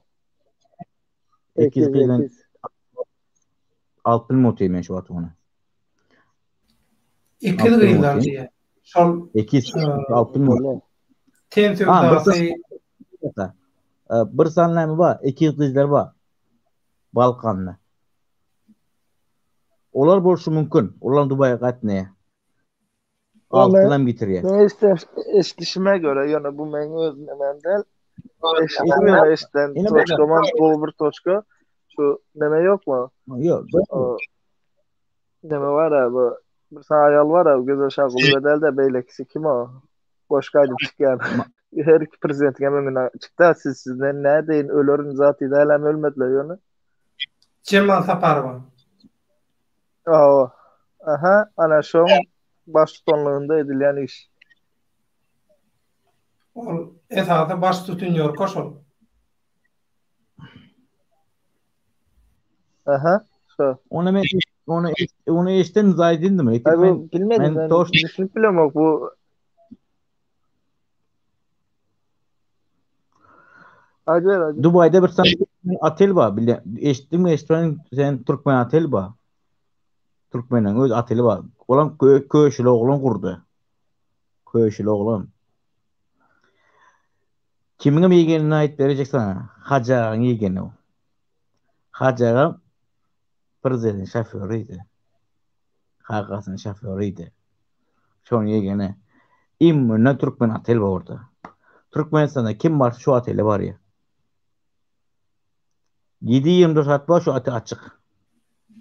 Onda bir İstanbul'daki sisteme yalla İstanbul'da da deniz ateli bilen Gurvan ateli. Ne hakkında ne diyen yine İstanbul'daki sana burada değil. İstanbul'daki ikinci sort. Vişçi klaslı sortları, kızları Dubai'ye gidiyor. İşte orada ulupul geliyor. Araplar onun boy uzun, saç uzun. Onun kara saç kızlar o görüyorlar. Saç uzun olmanı. Boyam uzun olmanı. Figürünü. Bizim de millet Arap hayranı şu an için. Evet, Aha. ayda koymuşlar surat, Arapça surat demedi paylaşıp. Türkiye gelen nemeler ikinci sort. İkinci sort. Birinci sort Arap Dubai'ye gidiyor. Yine bir sorum var. Eğer devlet ağası sen hem cevap verip bilirsin. Eğer öz fikrinizi eşleyin diyende. Ne Serdar İran'a gitti geldi. Ayağı izler maşine binmeye yasakladı. Yok 9'da 8'den son çıkmak yasak. Köşeye çıkmak yasak. Yanında adam olmasa yürümek balonu. Yine burada İndem Arabistan'a gidip gelip iç giyimleri yasaklat başlattı. Bunlar hakkında ne düşünüyorsunuz siz? Risk aytsan soň men öz garaşmaýdy. Düşünmedim şu an ben. Şimdi Serdar Saud Arabistany bilen içkin gatnaşyga geçti. Hı. Oram İran'dan ham gollaw alýar. Esasy şu Putin kakasy bilen bir tarapda Saud Arabistan, beýleki tarapda da İran şu şeytan üç urşunyň içinde diýär. Şol Saud Arabistan we İran bilen ýakyn gatnaşykda bolan soň Türkmenistanda gyz gelinlere garşy gadagançylyklar köpeldip başlady diýär. Inni Saud Arabistana İran'a sapar guruldy 14-nde ýalňyşmaýandyrsam. 2 günlük sapar. Inni Saud Arabistana taýýarlanýar. Şol wagtyň özünde de bolar on reklamasyny edip berýär. Serdar İranlyň we Saud Arabistanyň fundamentalizm bir tarap Wahhabistler Saud Arabistany beýlekilerim şyýgalaram diýilýär. İranlylar. Bir-birine düşman aslında bolar. Bu düşman döwlet ýöne hiç kim tanamasa, ikrar etmese, kabul etmese dünýäde syýasy taýdan mecbur ýagdaýda şolaryň küntüsi bolýar Serdar. Indi Serdar şolara yaranjak bolup Türkmenistanyň içinde gyz gelinlere garşy edil şeriatyň kada kanunlary ýaly gadagançylyklar giyilip başlady. Şu barada näme pikir edýäň diýip soraýar. Ona bolsa öz ayalda oğlanlarına maşın sürmeye yasak etsin. Öz ayalda oğlanlarına maşın sürmeye yasak etsin. İçkiler sürüyorlar. Vino içip sürüyorlar. Dubai'den Space geliyor. Dubai'den geliyor. Chicago'dan geliyor vinolar. Oraya içip sürüyorlar. Oraya sayesinde kaptanla küçücük kalyancıkları var. Ayalda oğulları da zaprışma etsin birinci. Sonra konanıktı. Son şu an kıyız maşkala falan neyme diye başladı da. Öz daizesi. Başladı. Sürüp durup başladı.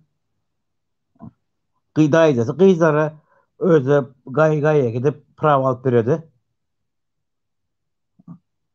$1000 veriyordun daizesine. Can ede gidiyor. Ya can etmedi. Başlayı. Can etmedi. Adamın uğrat koruya gidiyor. Pravas alıp veriyor. Şoğuna pravas geliyor. Şoğ izin. Ama en son gezek ne oldu? Bu opşu zaprışon etti. $10,000 çıktı bakası. Ayal maşkının pravası. Daizesi alıp veriyordu. $10,000 alıyordu. $10,000 prava vakti ayal maşkının pravası. Şoğu az çıktı. Ama başladı. Daizesi başladı. Bu açık ucu pula geçti ucu. $10,000 gücün yetmiyor sizin. Şimdi bakanı götürmek niyeti var. Bakanı götürdü şimdi o. Açık paraxorluğa başladı bu. Açık başladı paraxorluğa. Dubai'ye giden kızların mesela Dubai'ye giden kızların hemmesinin %100 pravası elinde. Hemmesinin pravası %100. Soruma cevap verin ya, soruma cevap. Sürücü şahadatnamasy var diýen. Allah.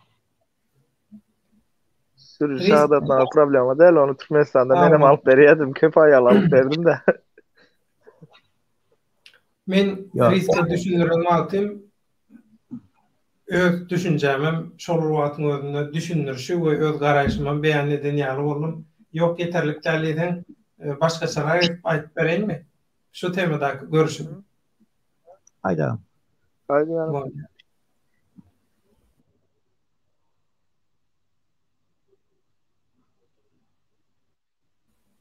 Serdar Bermuhammedow näme üçin?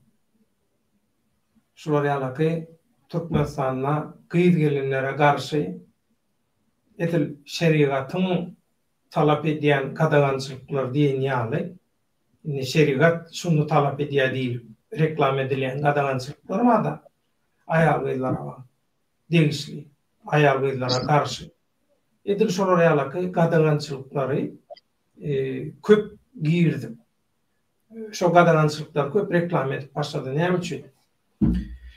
Serdar saylanandan soň, indi saylanandan soň diýmeli, Serdar tagta geçenden soň, has dogry faýdalandy. Tagta oturdulandan soň, Serdar gorlayanlar, Serdaryň biznes şärikleri, zatlary kim? Taliban, Sauda Arabistany, Birleşik Arap Emirlikleri, ondan İran. Putin kaka bolýar, olar pul üçin olar öňüň satýan demeler. Korrupsiýan oýlap tapan döwlet we halk diýip bilýär. Şolardan geçdi bizde şo para horluk, ortadan. Inni Serdaryň hojaýynlary, Serdaryň agalary, kakalary, hojaýynlary, sponsorlary, bile biznes edýänleri Taliban, Sauda Arabistany, İran, Arap Emirlikleri şular ýaly. Serdardan näme garaşmalandy? Olar Serdara gollaw berýän bolsa, Serdardan näme talap edip biler? Elbette öz sistemasyny import etdirýär, reklam etdirýär Türkmenistanda. Olaň bütün dünýäde edýän syýasy biznesi şol. İran'ın, Sauda Arabistanyň, Talibanyň şolaň syýasy biznesiniň reklamasyny edýär Serdar. Şu gyýyz gelenlere garşy edýän çykyşy bilen, giýirdiň gadagançylyklary bilen Talibanyň, Sauda Arabistanyň, Wahhabistleriň we kellesi çaşan İran'ın şaýlarynyň reklamasyny edýär. Ine men garaýşym, indi sen öz garaýşyň aýt. Ben garaýşym şu, seredin Orta Asya'da bir uruş boljak ýaly bir zat diýeýin men size, açyk aýdaýyn. İkincisi, İran uje 100 ýyllardan beri Türkmenistana da öz dini garaýşyny Sredni Aziýa ýaýratjak bolýar da, Orta Asya'ya girizjek bolýar. Bizem näme Türkmen, Özbek bular asırlar boyu bir din, bir neme bolanymyz üçin biz aslında musulmanlykdan hem gök tanrı diýip bundan gelen bir milletde. Onun üçin İranlar bilen bir ömür düşman ýaly geçdi. Bizimki uruş içinde geçti. Bu. İkinciden hem Türkmenistan'ın nemesinde İran'da da güçlü.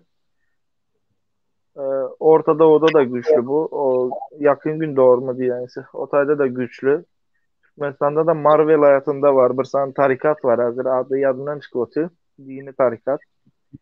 O ne diyeyim size? O görünüp göremeye gizliğin yani yeraltı dünyasından iyi şey diyor tarikat yönü. Bunlar dini nemedip Türkmenistan'ı yani size aytacağım şu Türkmenistan'dan bolsa da birazcık beyleki Türkü Cumhuriyetlere seredende mesela Azerbaycan, Türkmenistan birazcık beylekilere seredende din tarafından seredende üç keşirek nem bolsa da önkü ata babasından gelen birazcık nemesi var. O kem bir Müslümanlığa da yatan o, kem bir has tarikat nemedip gurup dindar bolanoklar diýdik bolýanda. Yo, neme şeýle diýsek dogry bolmazmy? Dini siyasat üçin öz bekvidine dini siyasat üçin ulanyanlar var. Vahhabistler, Saudi Arabistan, Al-Kaide bolsun. Şoňa gelýär, ine mesela Arabistan, o Baran İran 11 sentyabr 11 sentyabr nemesinde teröristler o terör eylemini finans eden kim? O kim buları finans edýär? Arabistan edýär. El-Kaide'ni kim edýär? Arabistan edýär. Hemmesini Arap. Hemmesi arkasında Arap var da diýjek bolýarym. Az bunu Orta Asya'ya getirecek bolýarlar.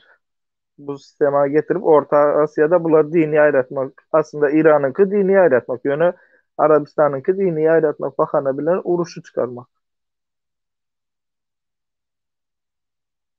Ondan soň ýene bir neme var. Bu Bermuhamedov klanına da bu işine yaraýar da. Ene hazır aýdaly demokratik bir saýlaw bilen başga biri gazandy diýelim. Gazansa Serdar taxtdan aýrylan wagty näme etmeli bolýar? Hemme nemesini şu wagta çele atasam özüm näme iş eden bolsa bulardan sonraki gelen prezidente tapşyryp gitmeli bolýarlar. Daklad edip son işten ayrılmalı bolýarlar. Kapitolojny kanuny ýagdaýda bolanda. Ýöne bular hazır o ýagdaýda aýrylyp bilmeýärler. Bular tek çıkış yolu var. Ya yurtta gozgolon bolmaly, ya da yurtdan daşardan yurda bir terörist gruppa garışmaly, bir zat etmeli, şu yurdun içinde gozgolon bolmaly, bular gaçmaly. Ya bahana bolýarly, yurttaşyna gaçanda biz yurda dönsek bizi öldürürler ya da yine bir zat bolýar diýip yurttaşyndan bular vatandaşlyk alıp şota yerleşer ýaly bulara näme gerek? Bahana gerek. Bu meniň öz görüşüm, ýöne şahsy görüşüm. Ýa-ni ýaňy ýakynda Afganistan prezidenti şonu ýaly etdi. Arabistana gaçdy bilýän bolsaňyz. Indi şu an Serdaryň etişe, şu an etip duran işe sen gepiň dogry, sen gepiň jan bar. Şu an Serdaryň etip duran işe näme bolýar? Indi edil özüne musulman edip, musulman halk men dine karşı değil, men şu ayalmaşkılary yoldan çıkmasın dip, men şoňa karşılık edýän dip oy orkestro. Şo bolýar. O şo bolýar da, ýöne bu özüne proyekt düzüyor. Bu gaçmak üçin edýär. O aslında bunun arkasında din zatı yok. Seya dine nemetse onda näme üçin velayatlarda gezip, şäherlerde gezip ýören oğlanlar sakalı var diýip olary çağırıp ara içirip domuz eti ýedirýän. Bular onda bir tarapdan hem sen dine karşı. Serdar takam dine karşı o. Fakat göz boyamak için halkın o bütün dünyanın o nämesinin oňunda dine karşı ben Müslüman halk bizi Müslüman näme edip dünyanın içinde, bütün dünyanın ortasında Müslüman halkların yurdun içinde ben dine karşı yerim yok diye. Namaz okusunlar diye. Yani öyle kararında şey bu. Haýsy dinde var? Maňa bir sen primer getirip görkezin, yani şu taýda näçe kişi görüp oturan bolsa şu videonu. Haýsy dinde var? Mesela din bilen siyasetin birleşen yeri. Din mi siyaset birleşen değil. Ýöne İslam dinini ine şunu ýaly edibem. Aýak altyna alýarlar. Sebäbi üçin Türkmenistandaky İslam näýdiýem bu dini nemeler işgerler mi, dindarlar mı, adamlar mı bilemem näme diýilýär olara. Bularym aslında en köp şularyň aýtmasy gerekli. Sen din bilen siyaseti garıştırmana hakkın yok diýip ýöne. Bular Serdar diýse ezanı meniň adymy okan diýse Serdaryň adyny okajaklar. Allah telden Serdar arkada dagly Serdar diýip okajaklar. Şo derejede bular diýeň. İkinciden hem berde Türkmen halkına da bir iş düşýär. Eğer Türkmenistan içinde de daşında da eşli oturanlar bar bolsa namus nirde? Hani namus? Hani sözde urýaňyz, döwýäňiz, öldürýäňiz. Ýöne namus ýok. Sizin aýalyňyzyň uje içki geyimine garşy otyr adam. Aýalyňyzyň, ejeňiziň, gyz doganyňyzyň, bajyňyzyň içki geyimine garşy otyr adam. Sizin ýöne namusyňyz ýok. Gaty görmäň sebäbi siz sesiňizi çykaryp bileňiz ýok. Men uje eşidýän daşarda şulary bile kabul edýän oglanlary eşitip otyrym men. Dogry edýär. Nämesi dogry? Sen namusyňa garşy otyr adam. Men aýalym ýa-da gyz doganym ýa-da ejem näme giymek istese onu giymene özünün özgürlük hakkı var. Onu Serdar karar vermene ya nemesi yok. Serdar normal Türkmenistan vatandaşı aylıklı işleyen prezident olan yurdun başında hükümet üçün işleyen bir adam. Normalde olan bir vatandaş olup geçiyor. Serdar Hudaý del ya da peygamber del. Bu Türkmen halkına aýdýan. Sen diýişiň, Serdamyna galsaň Türkmenistanyň aýalmaçyklarynyň äri bor görünýärdi böyle sen böyle aýtyp näme etip duran. Men hep şonu aýdyp otyryn, sen içki geyimine garşy otyr. Türkmenistan bütün aýalmaçyklarynyň äri bor otyr. Sen şunu giyeceksin, şunu giýýäňsin. Şo bol otyr Serdamyň etip duran hareket şo. Kalkasy näme etdi? Kur'an kitaptan öz kitabyny ýokary goýdy. Näme sebäpden goýdy? Näme sebäpden? Sebäbi ýok. Öz keyfi üçin etdi onu. Men emmeňizde ulu diýip näme etdi? İsterim edýän işi. Edýän dur zaten. Men şoňa düşünemem. Türkmen halky näme? Ruhsat berdiňiz ustada men şu din meselesi näme üçin din meselesine girdik. Şunu käwir tomoşaçylarymyz, alyp barjylarymyz, komentarýaçylarymyz ya şu din bilen baglanşykly ýerine gaçyrdy, şo seplenýän ýerine tomoşaçylaryň bir hili din bilen baglanşykly umumyň şu Türkmenistandaky 3-nji diktatorlygyň Serdary gollaýandan, Serdary ulanýandan we Serdaryň sponsorlarynyň, hojaýynlarynyň näme üçin ala böyle dini reklama edýänlikleri bilen baglanşykly garaýşdan biz sepledik şu işi. Şonu men birazcık düşünüp bereyim tomoşaçylara. Tomoşaçylar hamala biz temadan uzaklaşan ýalydy.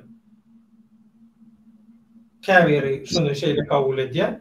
Men komentarýalara seretdim. Eýleden ýazýanlar ama temadan daşa çykdylar diýip.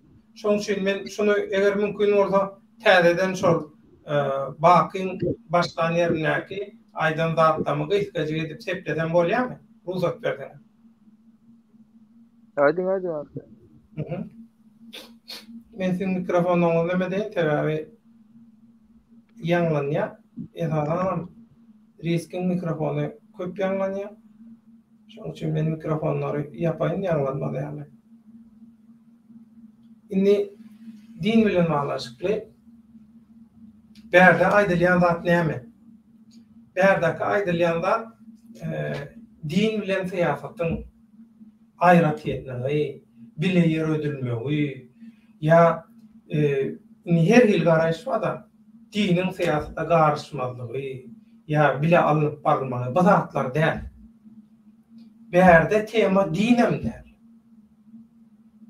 Bärde bizim şuňky myhmanlarymyzyň, söhbetdeşlerimiziň sizi düşündürjek bolýan zady şu. Häzir Türkmenistandaky 3-nji diktator Serdar dünýäde kabul edilmän soň hiç ýyly çäre tapman soň gitdi özüni Saudi Arabistanyň gujagyna öňürdi, Putiniň gujagyna oklady, soň Saudi Arabistanyň gujagyna oklady, soň Iranyň gujagyna oklady. Siýasat taýdan, din taýdan. Ine diniň tarapyndan çykyş edýän dini maglumaty bolan tomoşaçylar ýa-da komentarýa ýazýanlar barda. Sizin özüňiz bular ýalaky din bilen baglanşykly gurrun edilenine derro bular ýalaky reaksiýa berýän bolsaňyz. Siz düşünýänsiňiz-de Egiran din nähili dini itikad alıp barýar. Saudi Arabistan nähili dini itikad alıp barýar. İran bilen Saudi Arabistany şu wagtda içinde bütün dünýäde dini ullanýan terrorçylaryň üstü bilen nähili terrorçuluklar, nähili jenayatlar, gan nöküşlükler, ganhorluklar etdi, kelle keserlik etdi. Şu edilen jenayatlar bilen manaşykly gurrun edilýär. Dinin ulanılıp, dinin arkasyna bukulup edilýän jenayatlar, ganhorluklar bilen manaşykly söz edilýär. Edil Saudi Arabistanyna nähili bir siyasat bağ bolsa, dini ulanýan siyasat, İran'da nähili dini ulanýan siyasat bağ bolsa, Talibanlar nähili dini ulanýan bolsa, edil şolara ýalaky, motivi, edil şolara ýalaky, dini siyasat yöredilmegini Türkmenistan'dan başlap beýleki ýurtlara ornaşdyrjak bolýarlar. Şun taýýarlyklary şu Serdaryň Putin'in özüni gujogyna oklamagy. Soňam Saudi Arabistan bilen İranyň näme üçin? Saudi Arabistan bilen İran bir-birini düşman oglakyr. Bular Peygamberimiz Muhammed Mustafa sallallahu aleyhi we sellemiň togum tiýen gyrana adamlar bular. Siz dini gowulýan bolsaňyz, dine hormat goýan bolsaňyz, din barada maglumatyňyz bar bolsaňyz, şo taýdan başlan. Saudi Arabistan kim? Bu Wahhabistler kim? İran'daki oturan mollalar, şaylar kim? Bulan asly nereden çıktı, nereden döredi bular? Peygamber wagtynda madem zatlar ýokdy. Soň näme üçin döredi şu zatlar? Pul üçin, siyasat üçin, häkimet üçin döredi. Innem şu tarihdaky, tarih gaýtalanýar. Inni bular öz pokluklaryny Türkmenistana ornaşdyrjak bolýarlar. Türkmenistany esasy nokat merkez edip Türkmenistanyň üstünden öz dini terrorçuluk siyasatyny import, eksport etjek bolýarlar, ýaýratjak bolýarlar Merkeze Aziýa. Taliban bunlar näme üçin bir ýoronyň aşagyny tutýar. Şu zatlara siz düşünün. Hiç olmanka deyip size inha Türkmenin kanalının ekranından 3 tane vatandaşınız iyilleşiniz giyeceğin şu altından Arman İrmen size düşündürecek oluyor. Sizin mesele temadan çıktı. Biriniz dinin tarafını tutacak oluyorsunuz, biriniz dinin reklamını edecek oluyorsunuz. Berde din bilen manaşykly hakyky arasda wajdan bilen bağlanşykly din barada hiç gurrun giden o. Berde pursatdan peýdalanyp inni 3-nji diktatorlygyň tagty aranyp dura. Serdaryň tagty aranyp dura haçan isle gidemeli. Serdaryň şu çykkan ýagdaýyndan peýdalanyp Saudi Arabistany öz siyasatyny ýerleşdirjek bolýar, ýaýratjak bolýar. Türkmenistanyň aşap bütün Merkeze Aziýada bir tarapdan hem İran. Haýsy güýçli bolsa şoň gujogyna algaýar. Ondan oňa bökýär. Serdar we Serdaryň şaýkasy. Şu haramçylygy, şu diplomatiýa siýasaty hiç ýyly gawat gelmeýän şu ýagdaýy size düşündürjek bolýar. Siz bolsa din bilen baglanşykly bir garaýş we din bilen baglanşykly bir hiç ýene meselem ýok. Wajdanna ýaşadylyp görülen, o ýaşadylmaly hakyky din bilen baglanşykly hiç kimin hiç bir meselesi ýok. Dowam edelim.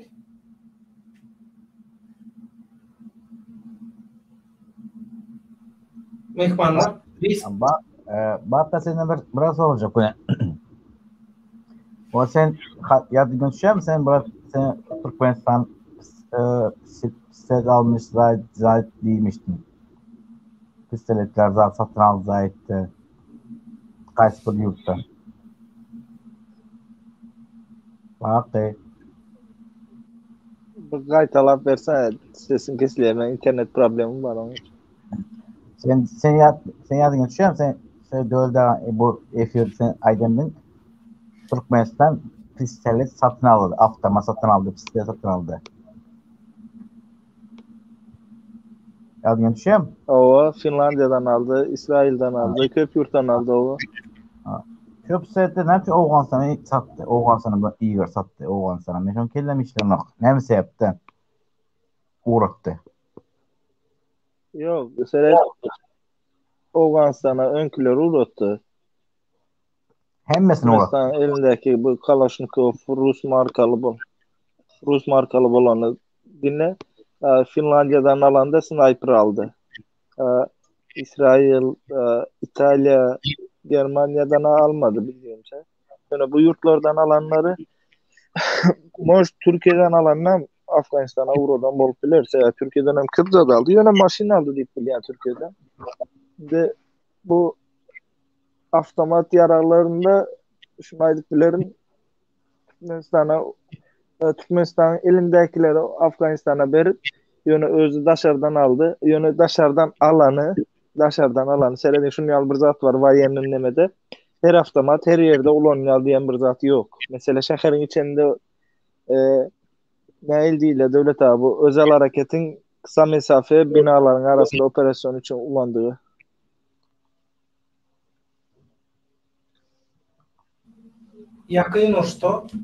Yakyn uçto şäherin içinden ulanylýan awtomatik tüpöňler bilen Ava meýdanlar soňan daşarda ulanýan var. ulanylýanlar aýry. Suwun astynda ulanylýanlar aýry. Ava Ben indi Xitayda suwun astynda ulanýan ine devlet sen ýa-da saldyk. Onam haýsy ýurtdan aldy? Yanlışmasam Polonya'dan aldı, Polşa'dan aldı ya da Çekya'dan aldı mı diyen. Köne neçinci o 70. 80. yıllarınkini aldı. O suyun aslında ulanyanlı alanda Türkmenistan. Ya böyle ki nemede mesela Aydalı dağdaki bir saldatın eline verilen avtomat birinciden magazin arkadan salınıyor. Önkü Kalaşniklan kıyalı öňden salynan nokta. Bizim saldatlar öňden magazinle öwrenşen. Biram Orta Asya'nın howasy nemedir? Issy, kışın soğuk, yazınam kän ıssy bolýandy. Mesela yazın 55 gradus, kışınam 25 gradus ölçeli, minus gradus ölçeli soğuk bolup bilýär. Bu diýmek näme diýmek? Her avtomat Türkmenistan'da ulanýar diýmek däl bu. Ýörit avtomatlar. Mesela bulardan biri Kalashnikov marka avtomat dayanıklı. Germanya'nın Heklaran Koç marka avtomaty dayanıklı bular üçün. Ondan soň yine Türkiýenin ýa-ni çıkarmana başladığı dayanıklı. Bu avtomatlar dayanıklı yönü. Türkmenistan bulardan almadı da gidip aydalı Finlandiya ya da İtalya yalı yurtlardan aldı. Bulan birinciden magazini arkadan salınıyor. Saldatların nägiyle bolon nemesi şu. Sebäbi bizim saldatlar onu öwrenşen däl. İkinciden bu avtomatlar kısa mesafe. Mesela aydalı 250 metre 200 metre etkili mesafesi var diyelim. Desen önünde 450 metreden elinde Kalaşnik bilen ya da 350-400 metreden elinde Kalaşnik bilen atıp oturan adamı sen 250 metrelik avtomat bilen etki şonu göz altına alacak. Bu bir. İki, bu avtomatlar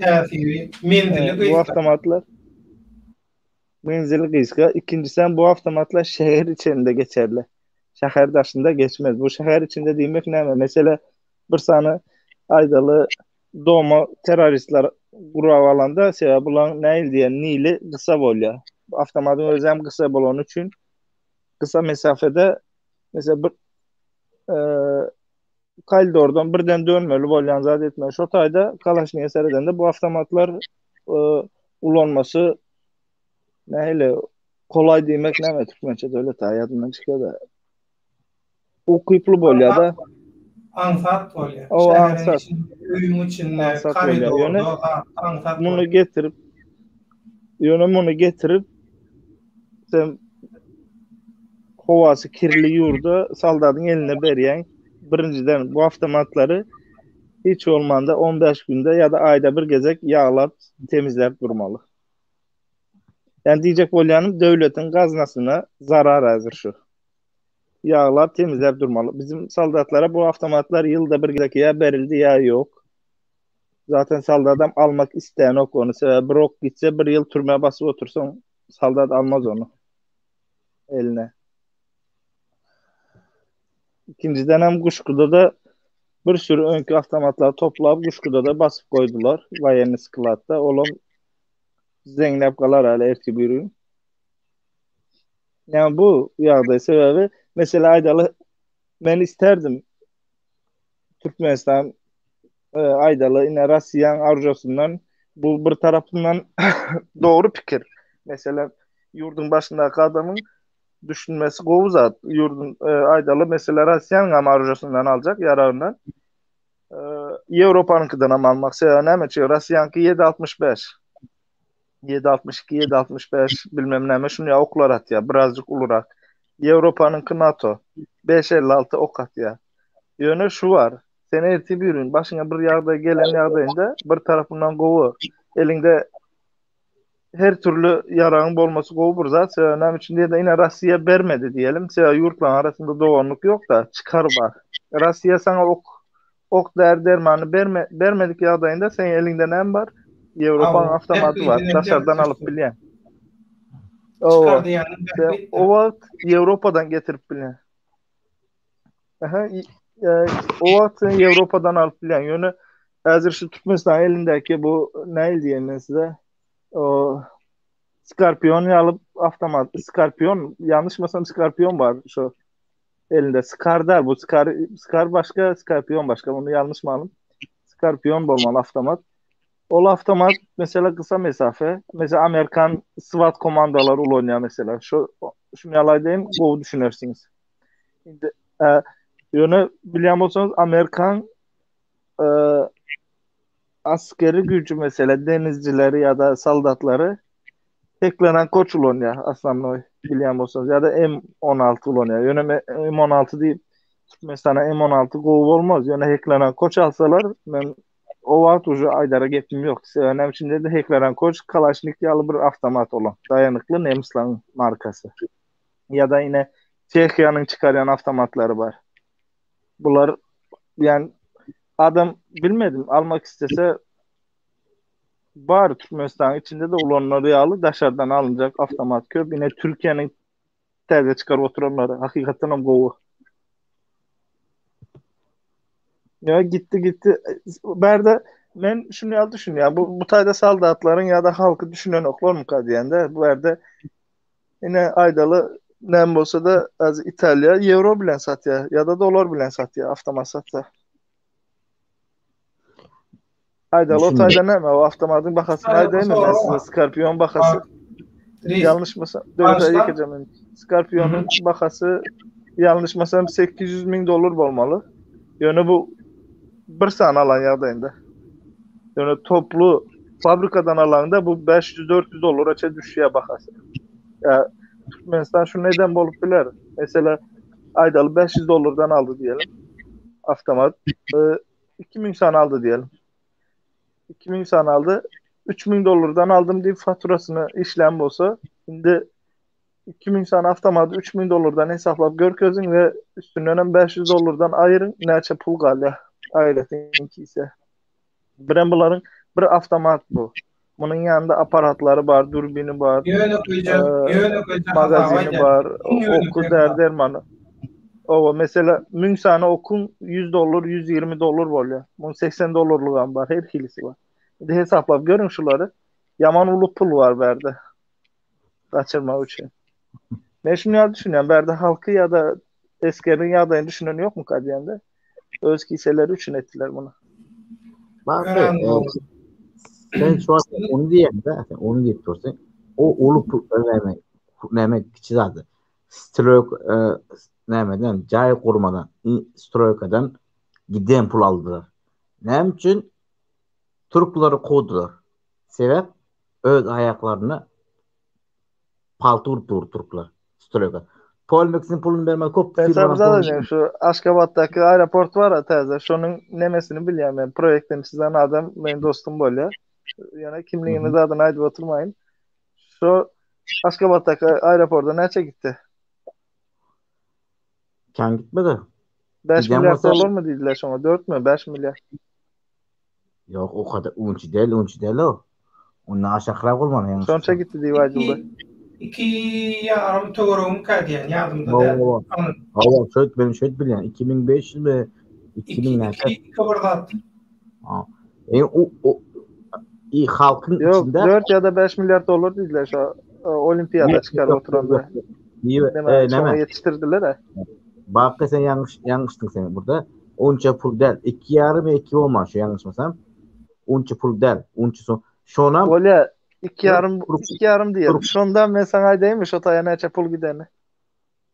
kan gitmedi. Onun 3'ten 1 bölüğe gitti. 600 Uçta milyon mı? dolardan kan gidene şu taya. Nece? 600 milyondan kan gidene şu taya. Sen ayıpsın 3'ten 1 bölüğe. 2 yarım Urustonun ya. bu yana. İndiredim. Ustayda bir soru var. Şu soruğa cevap verelim. Katı mühüm bir soru. Kino TV diye ömrünüz olsun. Kimem olsun.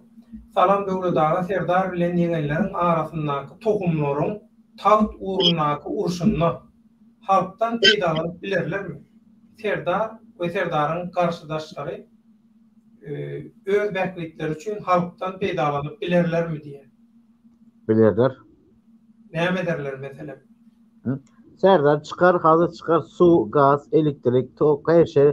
10% yani muhtedir, hemiz adı. Aileyem köpötür. Halka mı Serdar'ın yanına git. 22-sinde şulaýyň 22-sinde adaty uçuşlary başlatacak Mısın Serdar. Şu iýunyň 22-sinde ýollar açyň diýerler. Goşalarynın içinde ýollar aslında açyk ýöne adaty uçar saparlary şulaýyň aýagyna goly 22-sinde diýip anyň aýdýanamma başlaýar. Serdar şonu başla diýe. Ine bulan şol halky ulanyp bilermi öz bäkligine? Bulan beňçe halky öz bäkligine ulanmak üçin, halky öz tarapyna çekmek üçin edýän, gurnaýan dozoklarynyň hilegerlikleriniň biri hasap edýän. Serdar Serdar yol açtı. Ne yapacağdı? Birinci sıra Türkiye'ni təzelemek lazım. Təzelemene. YouTube üstüne çıkan olan mesela yığıya Türkmenistan'a koyuyor. Ondan sonra bu başka oyuna geçiyor. İçeri atmıyor. Bilgisayarım içeri atmıyor haka. Serdar o yüzden kartını oynuyor. Ben yine bu görüşte farklı görüşleriz. Mesela şunu yalaydayım. Eğer Türkmenistan hükümeti hazır.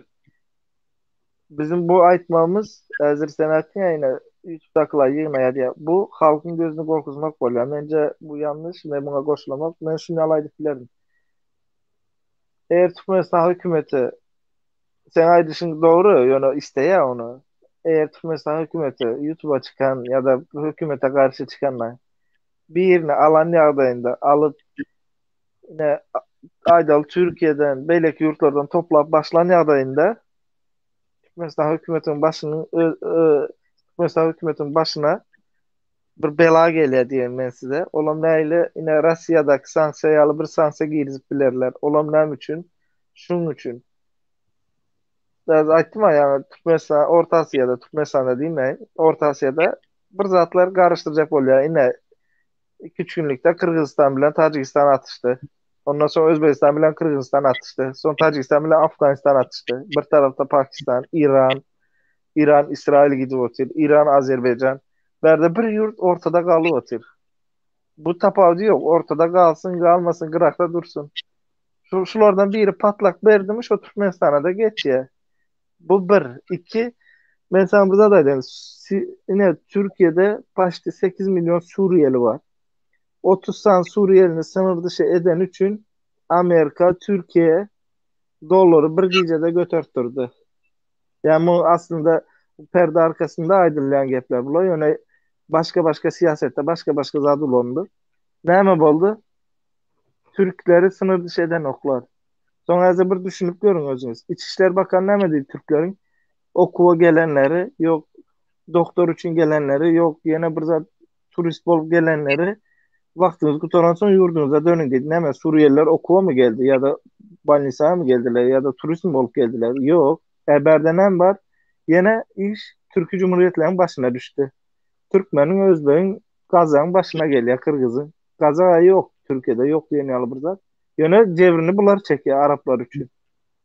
Ben bunu ya düşünüyorum. Açık bolyamı düşündün mü? Yani Suriyelileri uğradık bilen ok. Ne içinse Amerika ne diye. Şunu yattan çıkarmayalım. Kaysi yurdun prezidenti olsam. Yine iki yurt var yanlışmasam. Olan biri Rusya, biri Xitay. Bir Amerikan sözü geçmedik iki yurt bular.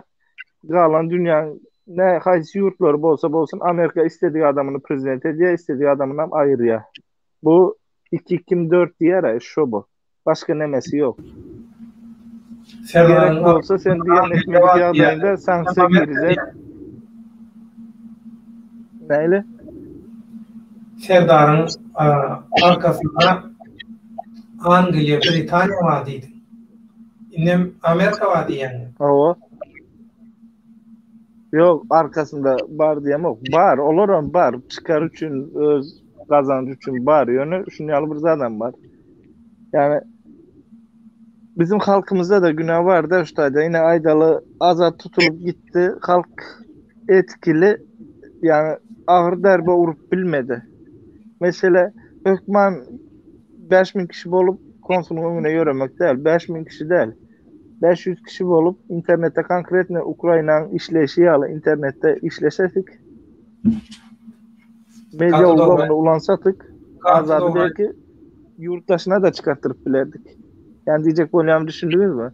Hazır halkın ünüsünü yürüyüş bilen çekip bilmeyen, yürüyüş edip çekip bolmaya. Hazır halkın ünüsünü dine internette işler çekmeli.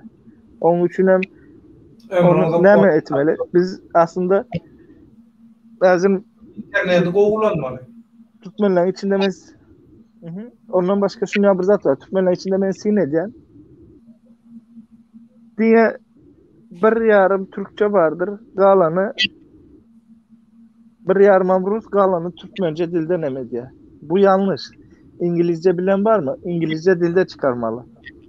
Rusça çıkarmalı. Yani ne köp dilde çıkarsak şonça daşarı yurtların ünüsünü çekip biliyoruz biz beri.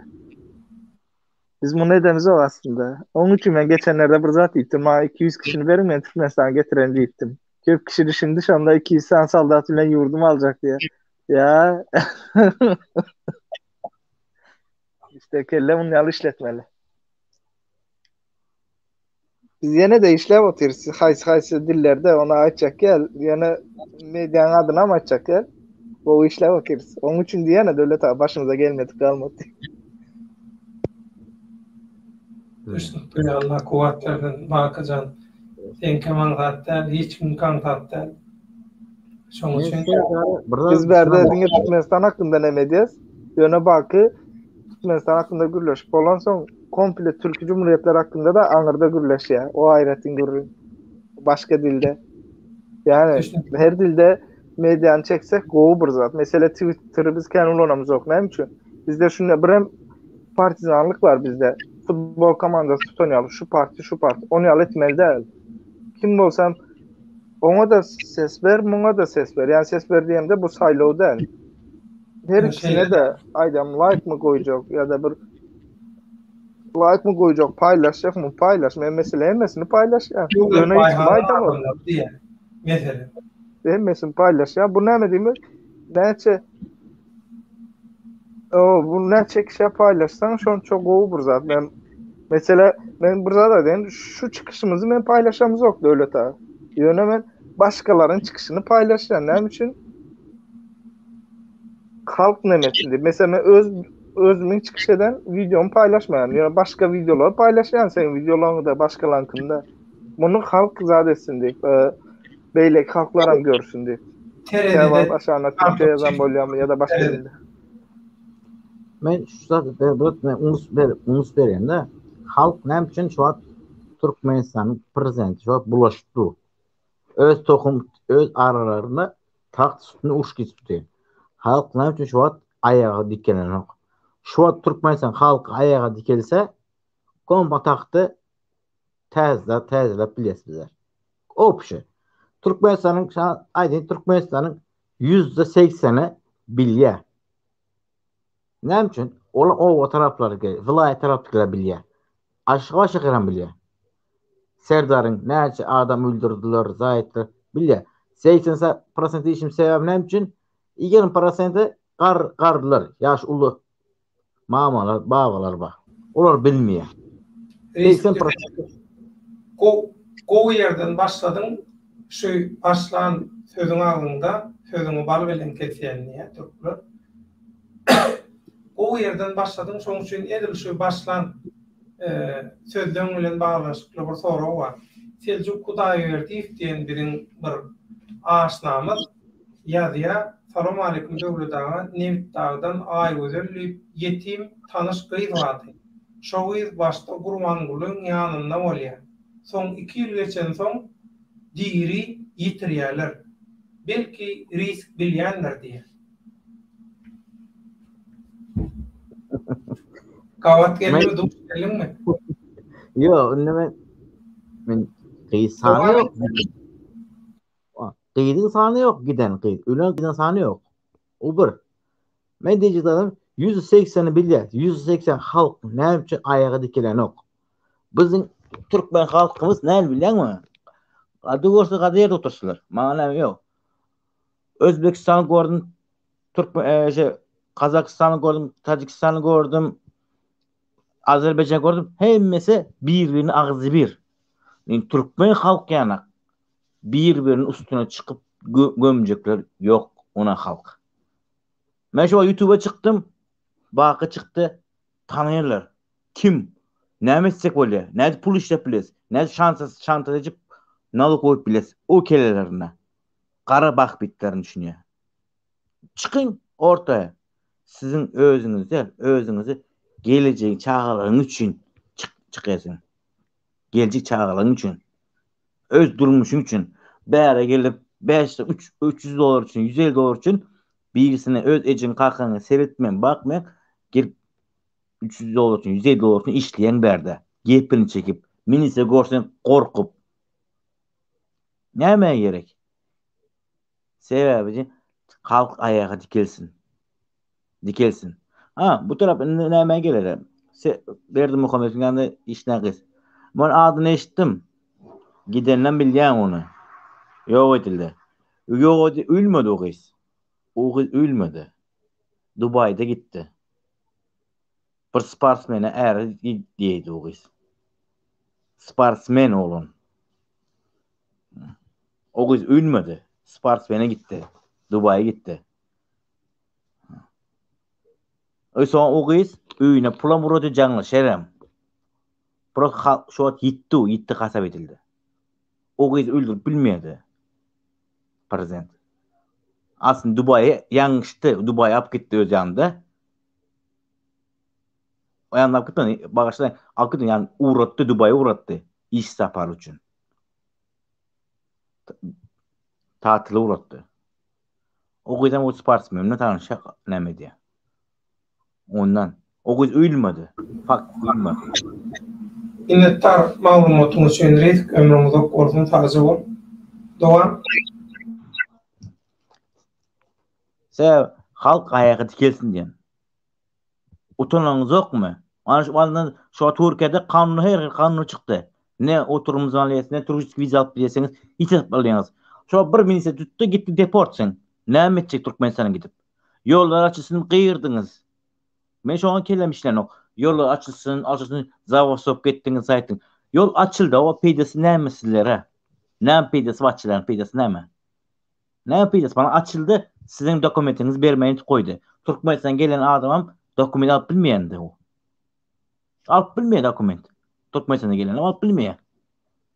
Ne peydesi var? Türkmenistan'a gidersiniz, daş kemirirsiniz.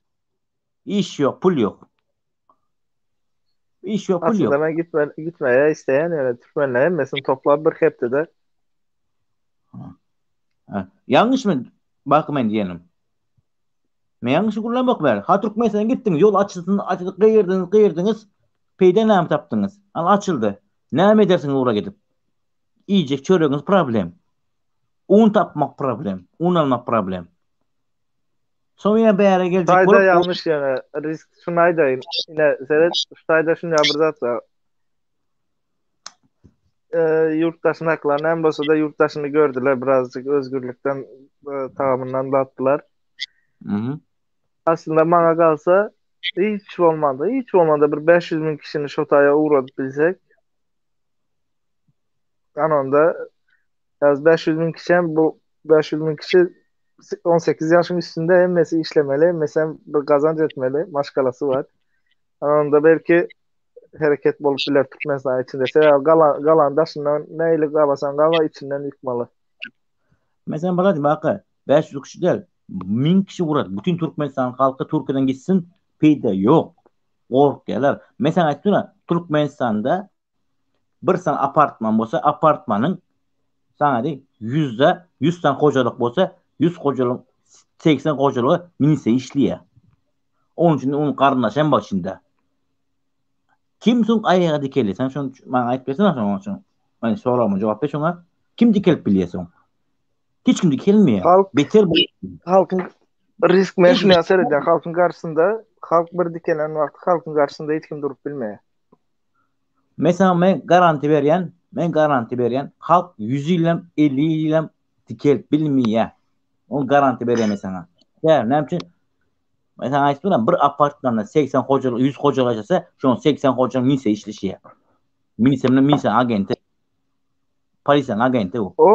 O nemeden o ekonomiden, pulsuzluktan, pul kimin elinde? Hükümetin elinde. Azim bir boy birine bir üç bu kankandan versen Toş yani. Ama bärden Türk'ten barana niye de işte pul tapsınız? Bir ay yaşar, 2 yaşar bärden işte giden pulunu bir ay 2 yaşar. Üçüncü indi yaşar seret şunu yapır zat var. Türk'ten baran mesela indi Türk'ten baran diyesler normalde libo yerde Rusya'dan bolsa tapavdı yok. Baran adam yurttaşını gördü diyecek bolyanım. Bir ay oturur, 2 ay oturur, 3 ay oturur. Son yuvaştan toplaşmana başlarlar öz aralarında. Mesela men aydayın, men bolsam Türkmenistan'a girsem şunu ederim. Yöne şutaydan şuna mı aydayın? Türkmenistan'a git diyenlere aydayın. Gideceği adamlara bir ipucu vereyim. Türkmenistan'da aeroporttan çıkıp ingazı bir 10 kilometre uzaklaşmadan telefonunuzu açmayın.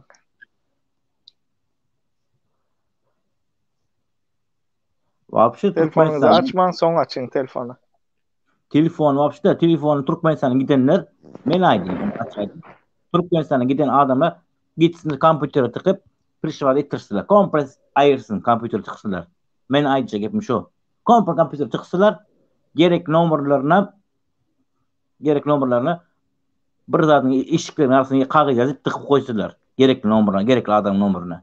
Bu telefonunu bil kompütere tıkında prişvat etsinler. Benim maslahatım şu. Kim bolsa Türkmenistan gitse. Mesela öz ecenin başından geçtim beni. Benim gözümle gördüm. Öz gözümle gördüm. Risk. Ştayda mer tekeme dip bir tomoşasy döwletaga Sakydorsyn Garajaýewa halk arasynda myşmyşlar eşitdik. Şu Sakydorsyn Garajaýewa barada diýe. Şu barada risk nägili düşünýär, nägili pikirde maglumatda diýe maglumatyň barmy? Öňkü prezident onu halkın içinde döşüne elini urup durdu. Başına heme gerek. Düşünmedim. Öňkü prezident Sakydorsyn Garajaýewa aýdymay çykdy. Pazarka berdi. 5 milyon dolar, 10 milyon dolar pazarka berdi. Dişin altın dişti, ak diş etti. Nämetde döşüne elini urup durdu döşüne. Emjegin üstüne. Öňkü prezident etdi işte. Sakydorsyn Garajaýewa. Öňkü prezident näme etdi? Öňkü prezident öňüne çykdy, aýdym aýtdy.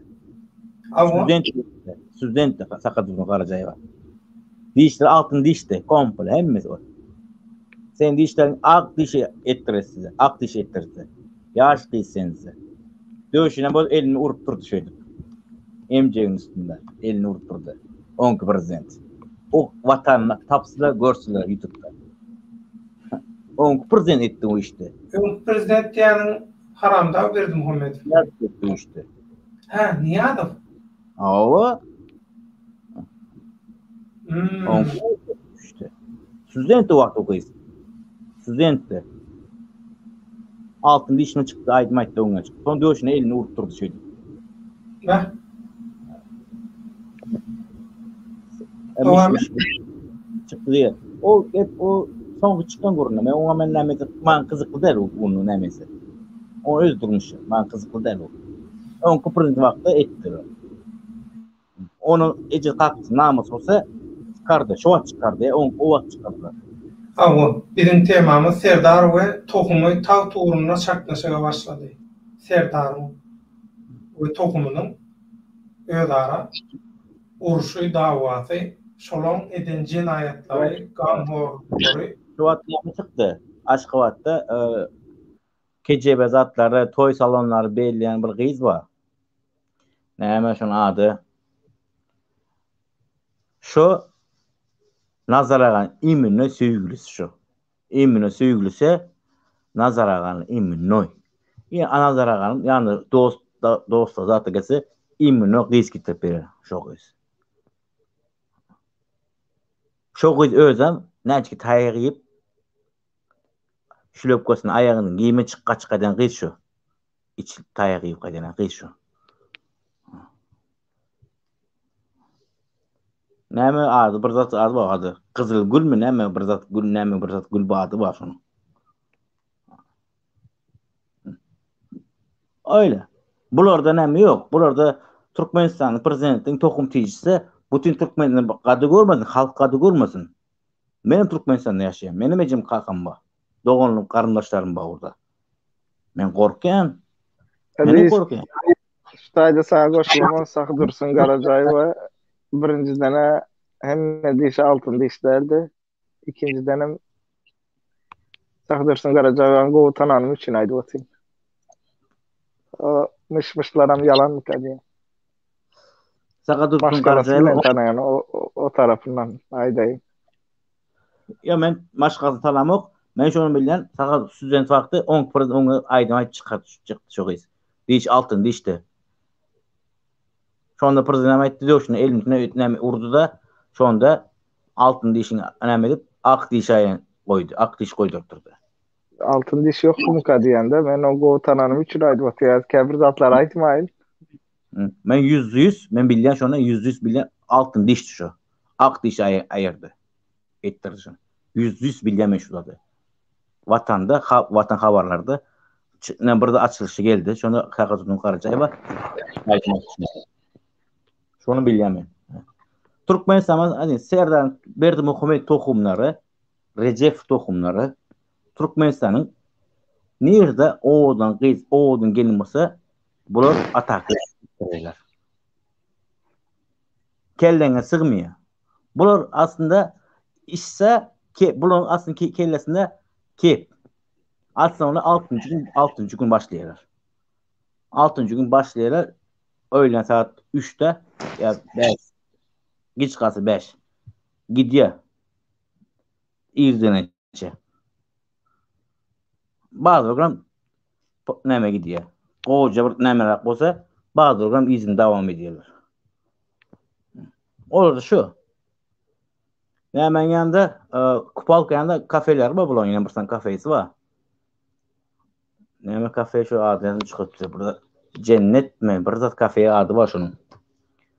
6. gün var ya giriş kodu 50 manat. 50 manat. Giriş kodu kafeye. 50 manat. Oraya var ya isten hayli sort kızlar var. Oluram var. İstese çıkıp git parayla bir sıra değilse o kız olsun erkek olsun tabatı öldü. Karagan bulaya. Vücut reanimasya gidiyor o adam. Anlaşılır. Besperde olun. Kupalkan 10 günde näme diye koçasının adı şuna. Barzadı Kupalkan aşağı gidiyor. Olan şu, bulan hemesi aslında başladı, dairesinden başladı. Öz kalkasına basın kaptanına. Öz yegenine basın, pökkücüne basın kaptan dıksın. Pökkücüne dıksın. Firması vardı. Ne sayıyorlar, ne yollar, bir şey yollar, sayıyorlar yanlış mısın? Firmada nereden oğlanlar, adamlar, sevmeyen adamlar, maşın şoförler öldü gitti. Ne için onları nem etmiyorlar? Öldü gitti. Ama öz yani gibi pökkücüne tuttular birinci. Körükönleri nereden adamlar nem etti? Öldürdüler. Ha? Kızları öldürdüler. Bulan hem tokum tüyücü el ayağının ucundan saçınacak kan. Elazığ'da maskalası yok mu? Kimin? Elazığ'da maskalası. Ba? Yok değil ba. Elazığ'da maskalası yani. Ba yok değil ba. Ba yok değil ba. Kim ses çıkarıp biliyor. Olan bari maşkalasın ücret üyünün bari. KGB sen bari hem sen bari üyünü var ya. Sesini çıkarmadı. Sesini çıkarmadı. Gelsin ne olur ne. Ha. Sen onu diyeceğim vaka. Bana ögünü yakında olan bana yegenlerinin taraftan öldürüldü. Yaşlı sportsmen. Ne mi oldu sonra? Sonra ne mi kurtardı? Sportsmen çağa. 12 yaş 15 yaşın çağını. Sonra ne mi kurtardı? Bana şunu aytma bana sen de. Sen kızlar aytsan sen kızlar diyen. Kim cevap verpildi? Sev bizim Türkmen'de ağız birlik yok. Yo, dinlendi berde mesela ağda birlikler. Bakı Uğur meselenin üstünden bastı. Berdeki mesele ağda birlik değil. Berdeki kemçilik. Risk. Berdeki kemçilik ne mi? Biliyor musun? Haramdadısılık. Şolor vedipe bu mentalite ile bağlantıklı. Bu ağda birlikle bağlantıklı. İnni şol adamlar özüm edil hükümetin yokorundakiler ýaly bolmasa da keyip çekmeli. Durmuşda keyip çekmeli. Keyip diýilende kesekin namusyny baskılamak, adam zorlamak, adam öldürmek, şolara ýaly zatlar, şolaryň düşünjesi şol. Olar näme üçin karşılık görkezanok, näme üçin ýaýlyk bildirenok, özleriniň etmişleri var. Bakın. Häkimiyetde şolar geçse, şolaram şonu gaýtaýar. Bir fabrikden çıkan ýaly bolar. Şonuň üçin inni beýlekler hökümetin gözünden peýdalanyp edýär. Olaram wagty gelse pursat eline geçse, ýa birazjyk pul geçse eline şagal meslik edip olaram şonu edýär. Şonuň üçin bilýär, özü ýaly düşünjede şolar. Özü serdaryň ýerine bolsa şolaram şolar ýaly zat etjek. Adamlar şonuň üçin garşylyk görkezanok. Meňe pikirim şeýle. Bolmasa gorkuyor. Ýol nemesi bar? Öyle sen burada dinle. Korkuna var köpsi. Taşar urtaklar. Korkuyorlar. Yo hemmeti korkuna var. Hemmeti barayaktan turma. %10 gitmiş. Ben size buradaydım Devlet abi. %10 gitmiyor. Yurdun içinde baktım. Berdimuhamedov. Karoçi Berdimuhamedov'un önüne nahar koymalı yana bir zat etmeli. Şu iş için beni çağırdılar. Saylav alyalar. Ne çekişin içinden. O vaatlar o kapıyorsun diyeyim de ben ne edip yoranma etmeyin. Bir geyik bir oğlan bizi aldılar. Berdimuhamedov'un önüne naharını zadını koymak için demetmeli. Dünya şoň stoluna seyretmeli. Özden bir yerde ona aytmayın. Ben şonda mesela şu wagt ben gitmedim. Tahya giydiydiler. Yani mecburu tahya giymeliydiler. Mene giyecek değildim tahya. Tahya giyersin dedi. Giymen dedim. Giyersin, giymen. Bunun bilen gitmedim. Karoçi bir hepden günden bizi şoňa taýinlik görmene başlaýar. İyi geldiler. Benim 15 gün gitmedim Şotovör'e 15 gün geçmedim. Şunu yalaydım. Daha hatta şunu yalettim. Velayatımı bile ütkettim. Son 15 gün sonundan bardım. Senin de kabul edemiz yok dedi. Onda benim etmeseniz idi he dedim kayttım izime. Şunu yalaydım mesela. Yani karşılık görkezende isat edip bilen oklar. Ben diyecek bolyam şu, ne risk acar, men berde risk yanlış düşünme. Ben seni yalancı durumuna çıkaracak bolam yok. Berdekiler hem yanlış düşünmesin. Yani riskin aydışına göre bunlar kendi cinayeti işlettirler. Şimdi şunu yalan, riskin aydışına göre bunlarda minlerce adam ölüptür. Şimdi minlerce adam ölünmese. Bulan başkalasından her başkaladan 2 kişi çıkanda näme bolýar? 3000 adam bolýar. Ya da 2000 adam bolýar ya da 5000 adam. Ulu zat bu. Ağızda kiçi zat. Yani sözde ulu zat. Nemede ulu zat göz bilen görünende. Mesela Vladin vakı men student vaktım student vaktım Gıyza saylap al seni aytışyňyz. Gıyza saylap oğdan gıyzary boy uzun gıyzary aldylar. Onu nakar koymak, zaitme, ministerlerin emesini stol nakar etmek, zaitmek. Näme etme oldu şu vakti. Gıyzar gitti. Orada 2 tane kız. Orada zehirli napitikler bolýar. Hava sıcak. 2 tane kız qaysı bir ministerin zehir koyulan suyun içine. O kızdan suya bakaldan suyun iç napitik içiyor. 2 kızım öldü. Ece kakası kakalara pullu yer. Ulu yer oturuyorlar. Ulu yer oturuyorlar. Kakalar soramayı devam gitti. Ne öldü? Kakasın bana bir gün içinde çıkarmadılar. Tapır tupur ettiler, öldürdüler. Ne mi öldürdüler? Ne öldü? Yüreği durdurdular.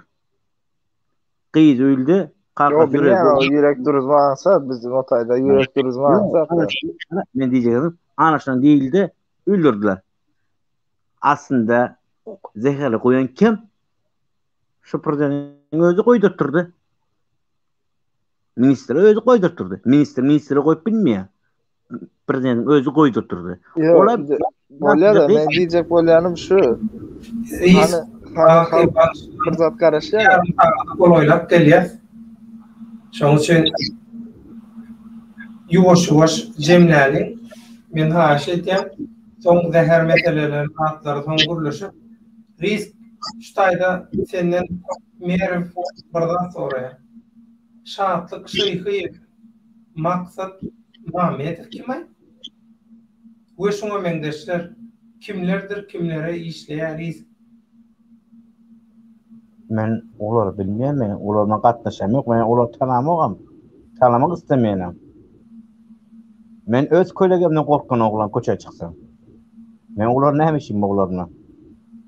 Yo, ini sen şol sevdaryň ýakyn togorundan bolan soň şu adamlar tanaýanmy diýip soraýar. Satdyk soňky çykan jüýje. O maksat Mehmet diýilýär kim?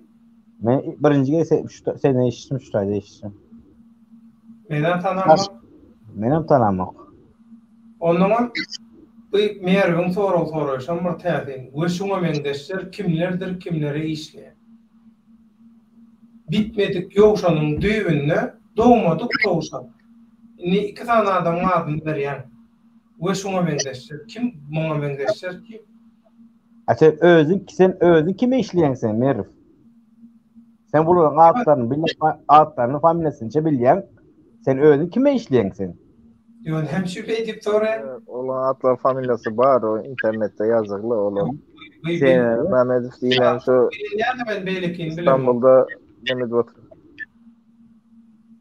Ay şolan konsuldan 5000 lira pul alypdyrma näme sürekli bu Muhammed anlaýşy yine şu aktivistler garalap oturýar da. Şol olanlar o näme Aydos Tokoyna bir gezenence gidesi gelýär da onu. Düşünmedim. Näme diýdin bakın? Türkiye'de İstanbul'da Aydos ormanı var. Yamanova'dan yer o. Şotaya gezenece gidesi gelýär o Mehmet diýen oğlanın diýen. Şu Mehmet Şu tayken gezenecek gittiği bir yol var ya da o taya giden adamlar yöne eşikli kaydan nokta.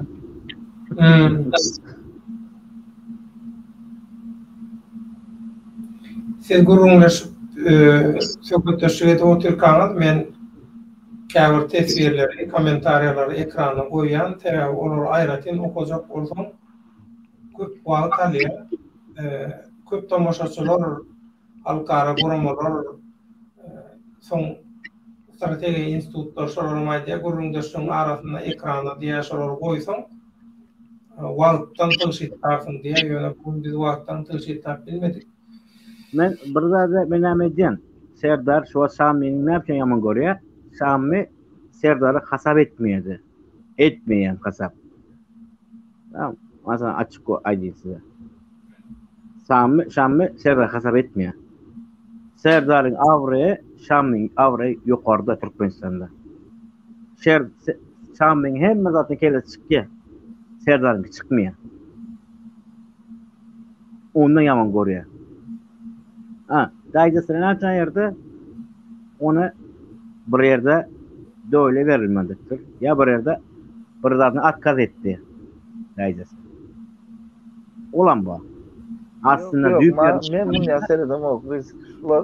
Şu temada ben şunu yazarım o. Bunlar yurt dışına halsken pul kaçırdı. Böyle yaşamlı şu bir kız zorlap karoçu şunu yapmışmış çıktı. Türkmenistan'a öz adını belletti. On kellesi bu işlerini o. Kellesi işleyen adam halkı bilen seret kellesi işleyen adam oğurluk edip bilir. Yöne halkına da iyidirip son edip bilir. Halkından ağzından qalanını oğurlap bilir.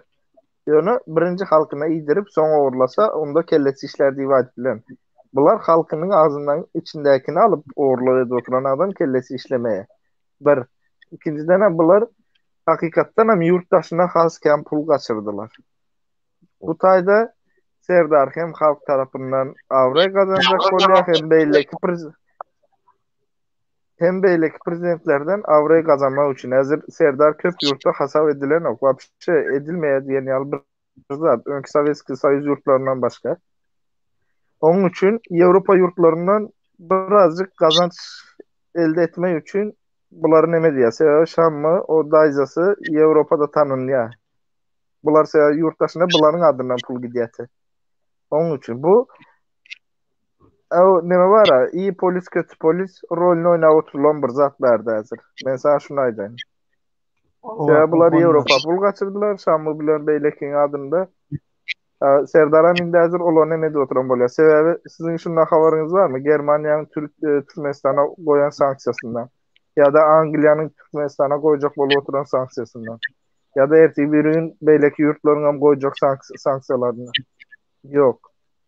Ertesi bir gün hazır prosto Türkmenistan'a ise diyen oklar ne için Türkmen gaz Avrupa doğru yaklaşıp geliyor da kolaylaşıp geliyor. Onun için belki bir umut hani Rusya ile Ukrayna arası çözülmen uzak giden yardayında Türkmenistan Avrupa'nın kellesi işleyendir. Bir çıkalga koyuyorlar özüne. Çözülmen giden yardayında Türkmenistan'dan alarsın deyip.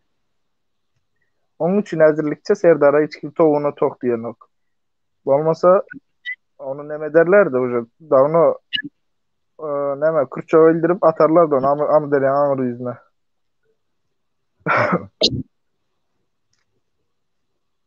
Biraz yapışıp görelim. Birbirini hallanok diyen zat. Birbirini hallanok diyen bir zat yok. Bunlar bu ulus ya biz neyle öz ul olduk ortamımıza göre seyrediyoruz. Aslında bunlar ulu proyektlerdir. Buram portrete seyreden de ulu seyredip görelim. Benim fikrimce bu yani ortada. O birbirini yiğreniyor diyen bir zat yok mu kadi ya? Yiğrense Serdar onu avtomatik Türkmenistan'da şunu alın. Ben size aydın psikopat adamlar var. Kimliksizler var. Şam'ını Serdar'ın bir pırkazı bilen 2 minutta yoğun edip koyuyorlar. Yankı neme? O ne diyen size? Prostoy bir primer alayında bir adamı naprimер Şam'ı diýilen adam näle? 85-90 kilo töwerende bir oglana. 85-90 kilo töwerendäki bir oglany elini ayağını daňyp howada 1,5 metr yokorlukdan, yani 1,5 metrin üstünde yokordan aşağı götüň üstüne 4 gezek taşlananda yere 160-200 kilo ağırlık bilen düşýär. 1 sekunda barmanka düşýär bu ağırlık. Bulam 4 gezek şunu ýaly taşlan ýagdaýynda men size bir şunu aýdyp bereyim.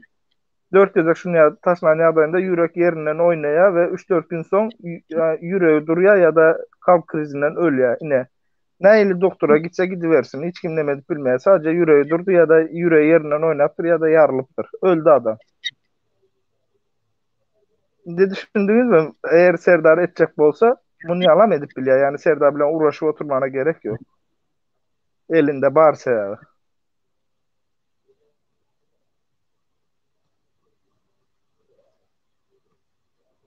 Evet, diyecek bolýanym.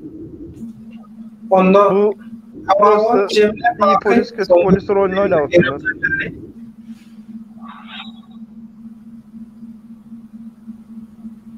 Bolmy? Bu men görüşüm ýöne şunu ýaly. Aha boldu.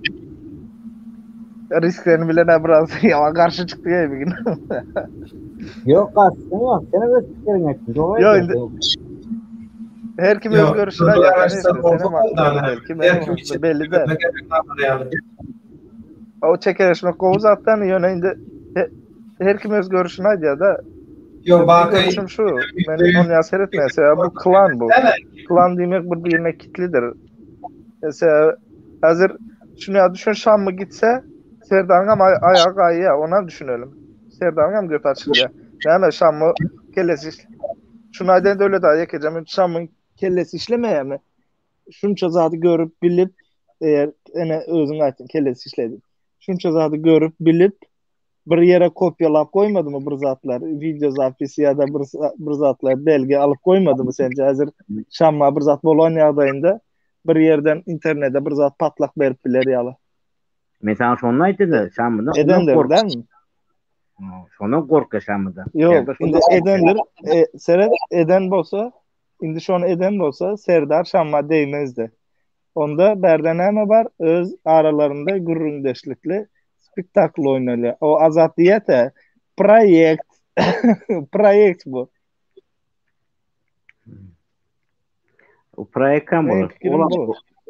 O konudan gap doğrusun. O konunun doğru ajaksın.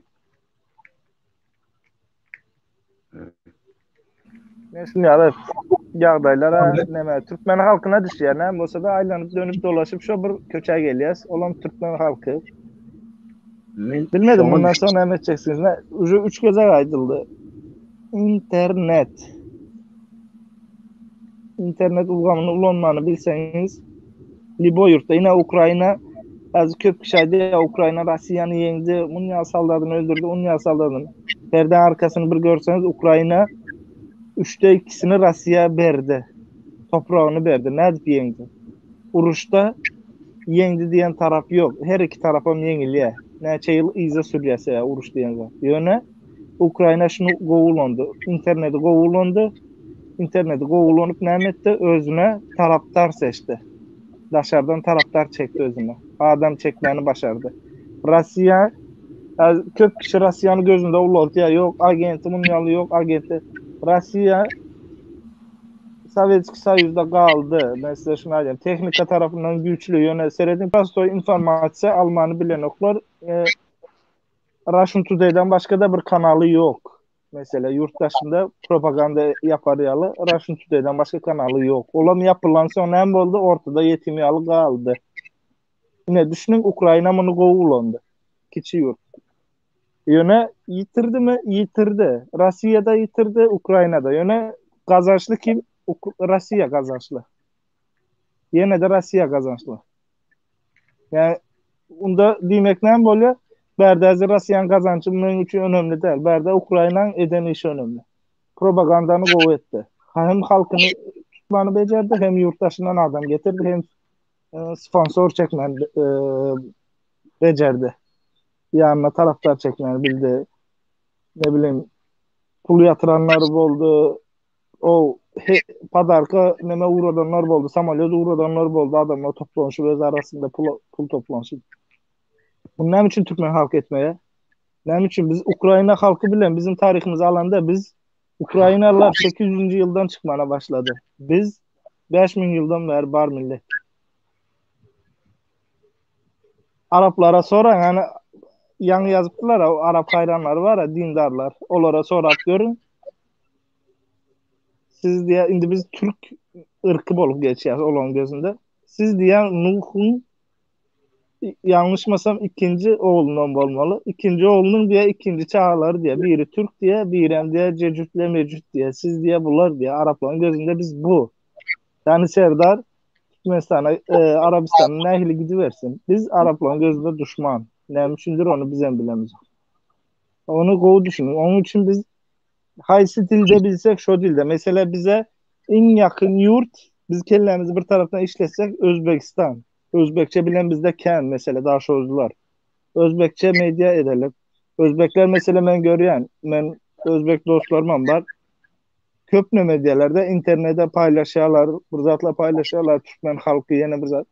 Olarım elinden geldiğince bildiğince sevenem ki olarım mesela bizim bilen zatımızı olur bilen oklar. Mesela bizim köp zat bilemiz yok. Yöne bizim bildiğimizi şolar bilen paylaşsak olarım Özbek halkına da paylaşayım. Mesela YouTuber'lar var da Rusya, Türkiye'de mesela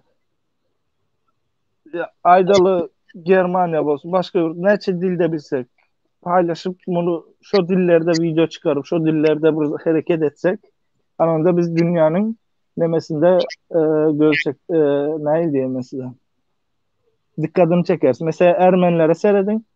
Bari o 3 milyon Ermeni yöne dünyada sözünü geçirttiler. Ne için?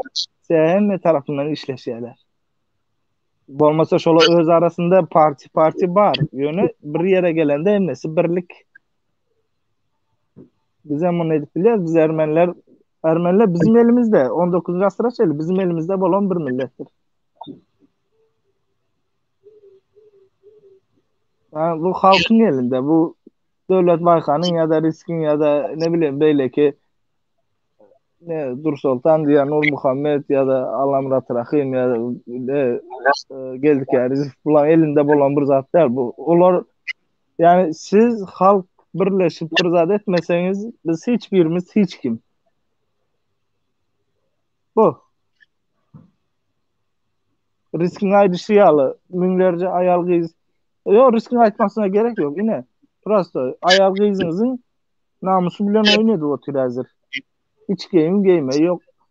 O er ayal ikisi bir maşında oturmak balonu. O ne böyle? Ayal arkada oturmalı, er önde oturmalı. 8'den sonra ayal köçeye çıkmak balonu. O ne zat mı var? Bu nerede var? Ön Afganistan'da da yoktu. Yöne son Afganistan'da da oldu şu zat. Düşünüp görün. Afganistan'da bir ayal maşkalı köçeye çıksa yanında maşkaladan bir erkek olmalı. Bunun sonu yaman ervet zat. Halk bunu düşünüp oturanlar, izle oturanlar birazcık hareket edin. Ya alma bir şey ağzıma düşüyor yok. Allah belasını verer, Allah ne medir. Ben size burada da derim. Şu tayda devlete yekeceğimiz aydıp geçen biraz agresif rak olacak. Camide bir tane imam var ekeni. İmamın şehitleri boluyor ya bu. Ne mi diyorlar bu? Namaz okanda yanında. O yanından nemeleri var. Şehitleri. O şu şehitlerinin birinin ayalı bilen gezeyen ekeni bu imam. Sopulu. O sopuları ayalı bilen geziyor. Sonra tutuyor bunu yan sopu. Yani urcok bolup zadese o adamlar diye de değme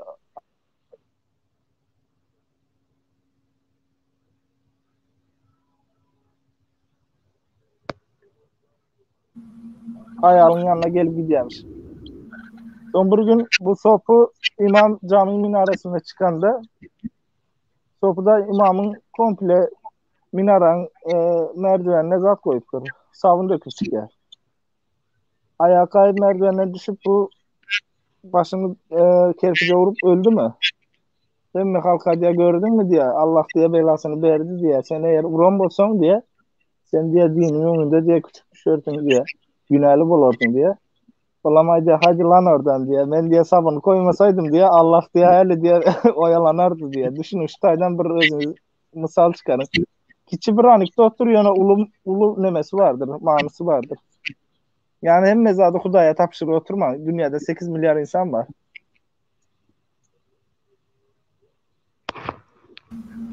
Reis Cemil'e sözüm var. Efiri kapalı. Ne diyeyim? Diyecek söz gepim yok. Sözüm yok men berdi. Men şunça vaqtda durdum. En son kez yaman abiyindeydi bana. Gidip Ganxor gidip hacaga gidiyordu. Şoň abin deyip ben abin deyip çıktım YouTube'a. Muhtemelen çıkmardım. Otururdum. Halka gelen manam gelir. İyile gelen at manam gelir. Otururdum. Sebebi oturup oturup fikir edeceğim. Yanlışken. Yanlış iş ettim ben. Näme? Öňden çıkmadım ben. Öňden çıkam olsam şu Ganxor bolmardy. Her şey. Yine kadarlanılmadı, köp malumat verdin. Sen ýaly malumat verenden hemme beren malumatlaryny jemläp, birleşdirip, türlü dillere tekst görnüşünde geçirip, yetirmeli yerlere yetirdik. Katılı iş bitirdiňiz. Ömrüňizde bolsun. O men sebebi men fak gurun aýtdym. Men yalan zat gurun edemok men derde. Gözümden başından geçenleri aýtdym men. Men açık gurulýam burada. Näme yok mende. Yalan gurun yok. Fak gurun. Hadi çıkar, beýis çıkar. Yuwamadyk çemçemiň dep yüzüň açyk gurulsana diýer. Men yüzüm açyk gurulajak-da. Men özüme tagam riskowat etdim men. Yüzüm açyk men kompra riskowat etdim gelmeýär. Sebebi gelsin kim yalan aýtsyn, dakarat etmese dakarat etjek men. Fark gurun çıkarıp eline gorkoz belen. Mende kan zat ba, ses zapsılaram ba, suratlar ba, video zapsılar ba mende. Yalanga suratlaram ba mende. Ba mende. Yoktur ba. Üyün kamera koyulan gizli kamera koyulan yerlen o suratlar kameralı ba mende. Men kan bilýän. Az sonra buların gatnaşan yeri az sonra oğlanlar mı gatnaşýar? Türkmenistan'da Türkmen halkın et bilmesini oğana ötüp geziyor. Az sonra bular gılava nämet konuşuyor. Bularda näme yok. Türkmençilik yok. Müslümançılık yok. Bitti kutordu. Bassın. Öz karkasına bassın. En sonunda özün tıksın. En sonunda. Ganxor bular. Ganxor. Halka diyecek zaten bu. Ganxor halk ayağa dikelsin. Şu an orta. Oğunan borçlamak çıksın orta. Ölen kıyıcıların ece kalkaları çıksın. Ben şuradaydım ben bir 10-15 tanesini ece kalkalarını tanıyorum. 15 tane kıyıcıların ece kalkaları tanıyorum. Onu kalanlarını tamam oğam. Kıyıcılar tanıyan ece kalkaları tanıyorum. Çıksın da şu eceleri. Kalkaları çıksın. Karınlar çıksın, erkekler çıksın. Kıyıcılarını öldürdüler. Çıksın ayağa. Hep çıkan noktalar sebebi korkuyorlar. Korkun taşlaştılar. Yani köçe çıksın değerli halkara vuramaları arada Koca çıkmışlar. sizlerden malumatlar doğru deyip şonu öz malumatlarını koşsun. Tasdiklap versin şonu. Şonun mutlaka Gökmen köçe çıkmalar. Ama senin efirin Türkmenistan'a barıyor. Senin efirin Türkmenistan'ı koruyor. Paylaşılıyor Türkmenistan'ı çek koruyorlar halk. Seret Sen bu biraz rukçu. ne dinle? Şutayda Goğur'da da ettin. Bizim Türkmenin kanalı Türkmenistan'da tomoşacı ediliye görülüye dedin. Türkmenin kanalının Türkmenistan'naki tomoşacısı umumu tomoşacılığın ilki başta var 4% dedi. 4 götürüm, 6 götürüm. Her neçedir ödeyen? 28. Umuman Devlet Bravo. sana bir iş var. Mesela böyle ki nemeler hem aktivistler hem dinleme oturanlar olsa şunu edin, eğer video paylaşan olsanız, bilyen Türkmenistan'da da hem yerde görülüyor, Türkiye'de görüyor, hükümetler görüyor bunu. Amerika sam, Anglia sam görüyor, Peru dediklerine. Bir de koyalım şu, küçük video edin, özünüz görünme hükman değil. Ekran görüntüsü alınarak videosu. Şu yağdayda YouTube'dan bilyen bolsanız neme dilendir. Nastroykadan Haysi yurtdan izle oturanını ütketse bolyandır. Türkmenistan'da oturanlar için şonu yaladın. Şonda başka ne diye mesela Türkmenistan'da mesela yasaklı olan videoların şu tayda son çık ya görüp bile arkayın mesela o Türkmenistan'da Adalan görünmeyen videolaryň görüp YouTube bolýar, öz bolýan ýaşaýan ýurduny ütköden maltyň diýen. hava başka neme videolarım görüp bolýar o neyle şu Türkmenistan hakkında başka videolarım görüp bolýar. Türkmenistan'dan yasaklanan video olsa şu YouTube'da Nastroyko'da nemet bolýar şonu siz aydın. Mesela o tayda indi hem kim görsen Türkmenistan yazıklıdır. Şu açan vakti umaran derdirler şonu. Sonra aydalı başka yurt etsinler. Liboy bir yurt bassınlar şu tayda Türkmenistan basmasınlar. Şonda arkayın görüp bilýärler şu videoları, zatları paylaşıp. İzne hiç kim izlerlap bilmeýär onu. Minnettar var. Minnettar biz. Son bir kiçirak video edip paylaşa. Böyle. Dedim, an senin videonun bariza ediyor. Senin numarın var. İmo bir kamera zapt etsinler. Suratını. Sen senin numarın var, senin numarını göndersin. Uğraşıyor senin numarını. Ne yapıyor olacaksın oku? Sebebi ne metmeyeler.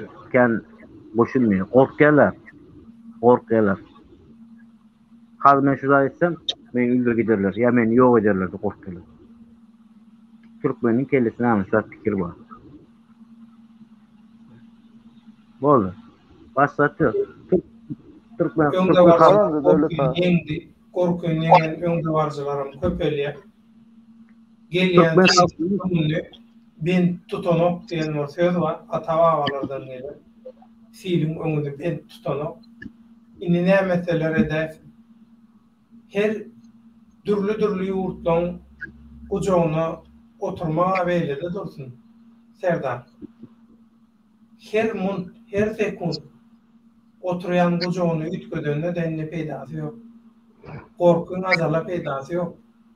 Olan azaly geldi, soňu geldi. Oturdy. Diyizatım. Üçünün takip bilýän 2,5 saatam geçti. Haýyş edýärler ýaman uzaga çekýär, kyn bolýar. Muny download edip, indirip, ýükläp almak, soň böyle öklemek. Şoň üçin gaýrat et, uzaga çekmedin, enidem ýazyp gidip oturýarlar. Şoň üçin şu günlükçe şu taýda nokodumuzy goýaly, ýa-da otur goýaly. Başka gün netip orada devam eder. İstediğiniz ertesi akşama medivliyaz. Bakı risk. Bana tapat yok. Bakı. Tamam. Neyle ismen böyle ta? Ne dedin? Gurrun otur koyalı, gurrunu ertesi devam ederliye. Öydünü. Olmaz mı? Yok, ben uzunca bir vakt bolman bilerim. Yani 10 aydayın. Sen bilýän de öyle ta. Uzun bir vakt diýeyim men. Haçanlygyny aýtmaýyn. Yani bolman bilen bugünkü ýaly sürpriz edip ortaya çykyp bilerim. Öz problemalaryň bar. Başka bir aýtyp bermez size. Onu seýerden o zatlar aýtmaýan. Tamam, gerek yok. Ýagdaýa göre. Iki saat 40 minutluk oynayalımızı o edip, seyredip, sindirsinler vatandaşlarımız. Gelecek günlerde kalan planları görüp. Ama başka ne aydalı öyle ta? Başka ne aydalı? Yine aydamız yok. Yine şunca zada aydıldı. Başka ne aydalı? Başka aydarız adam yok. Her gün şu bir adam aydıp olmaya. Ondan başka bizim hem millet fikir edenler bu adamlar gürleye böyle hiç kim azar veren yok diye. Bize konkretne azarın da niskasını veriyorlar. Hiç kim haberi yok. Biz aytmayasa halkı korkuzmalım diye. Olan şeyle Kimler bile uğraşıyor. Onu Dölet Baykan Gol biliyor. Düşünmedim. Öyle bir de şehir tuva pidala dedik görködük. Onun için uzun bir vakt bolup bilmez ya bir iki tane şerefsizimiz var diyeyim. Ya bizlere Kanada deyip bu. Bana Kanada zannetti. Ben çıkan grubunda Ertos'u seyrettim. Giden 10-15 tane adam bloggerlar çıktır. Kabul et. Ne edecekler? Tamam yok. Tamam. Sen kabul etmeyeceksin seni. 10-15 tane çıktı. Takıma Kıdırık var. O 2 tane yaşlı var. O Hele var. Risk adam sana. Efir üstayda tamamlandı. Öyle Türk halkının Novotta keviri tayarlar. Öyle mi? ertemen bir koca bombalar atmamında bomba patlatacak erten. İyi sonunda bomba patlatacak. Erten vaktine ait o bomba patlatacak. Şunun cevabını erteyi zamana geliyor. Nasip olsa. Öyle. Ben şunun cevabını söyledim. Çıksam açsam olayım, boğulmayayım seni aldım. Öyle. Açsam ben böyle. Sağ ol. Göçerler. Tarih toyunda sen ömrünü uzak olsun. Hemen. Sadece ol. Lokan tarih yakın. İlmin mekbitli diyen işlem için. Şimdi şu tayda nemelere deser ediyen tesvirlere seyretsek köp batılacak yani. Onun için hangi orayı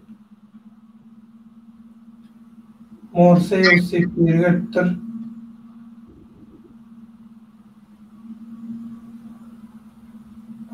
Uç taktikalarını okumalı. Beştille üllep belirlen. Tesvirlerde onlar ayarlar nemedat yok. Onun için mekrumanda onlar. Şu günkü günlerinde bir de cemliyet. Serdar'ın yakın togorumunda işlen köp sahada şahit olumluların ihtilatlarından alkolçuluğuna yetiren risk şunun yine bizim mehmanımız olmuyor.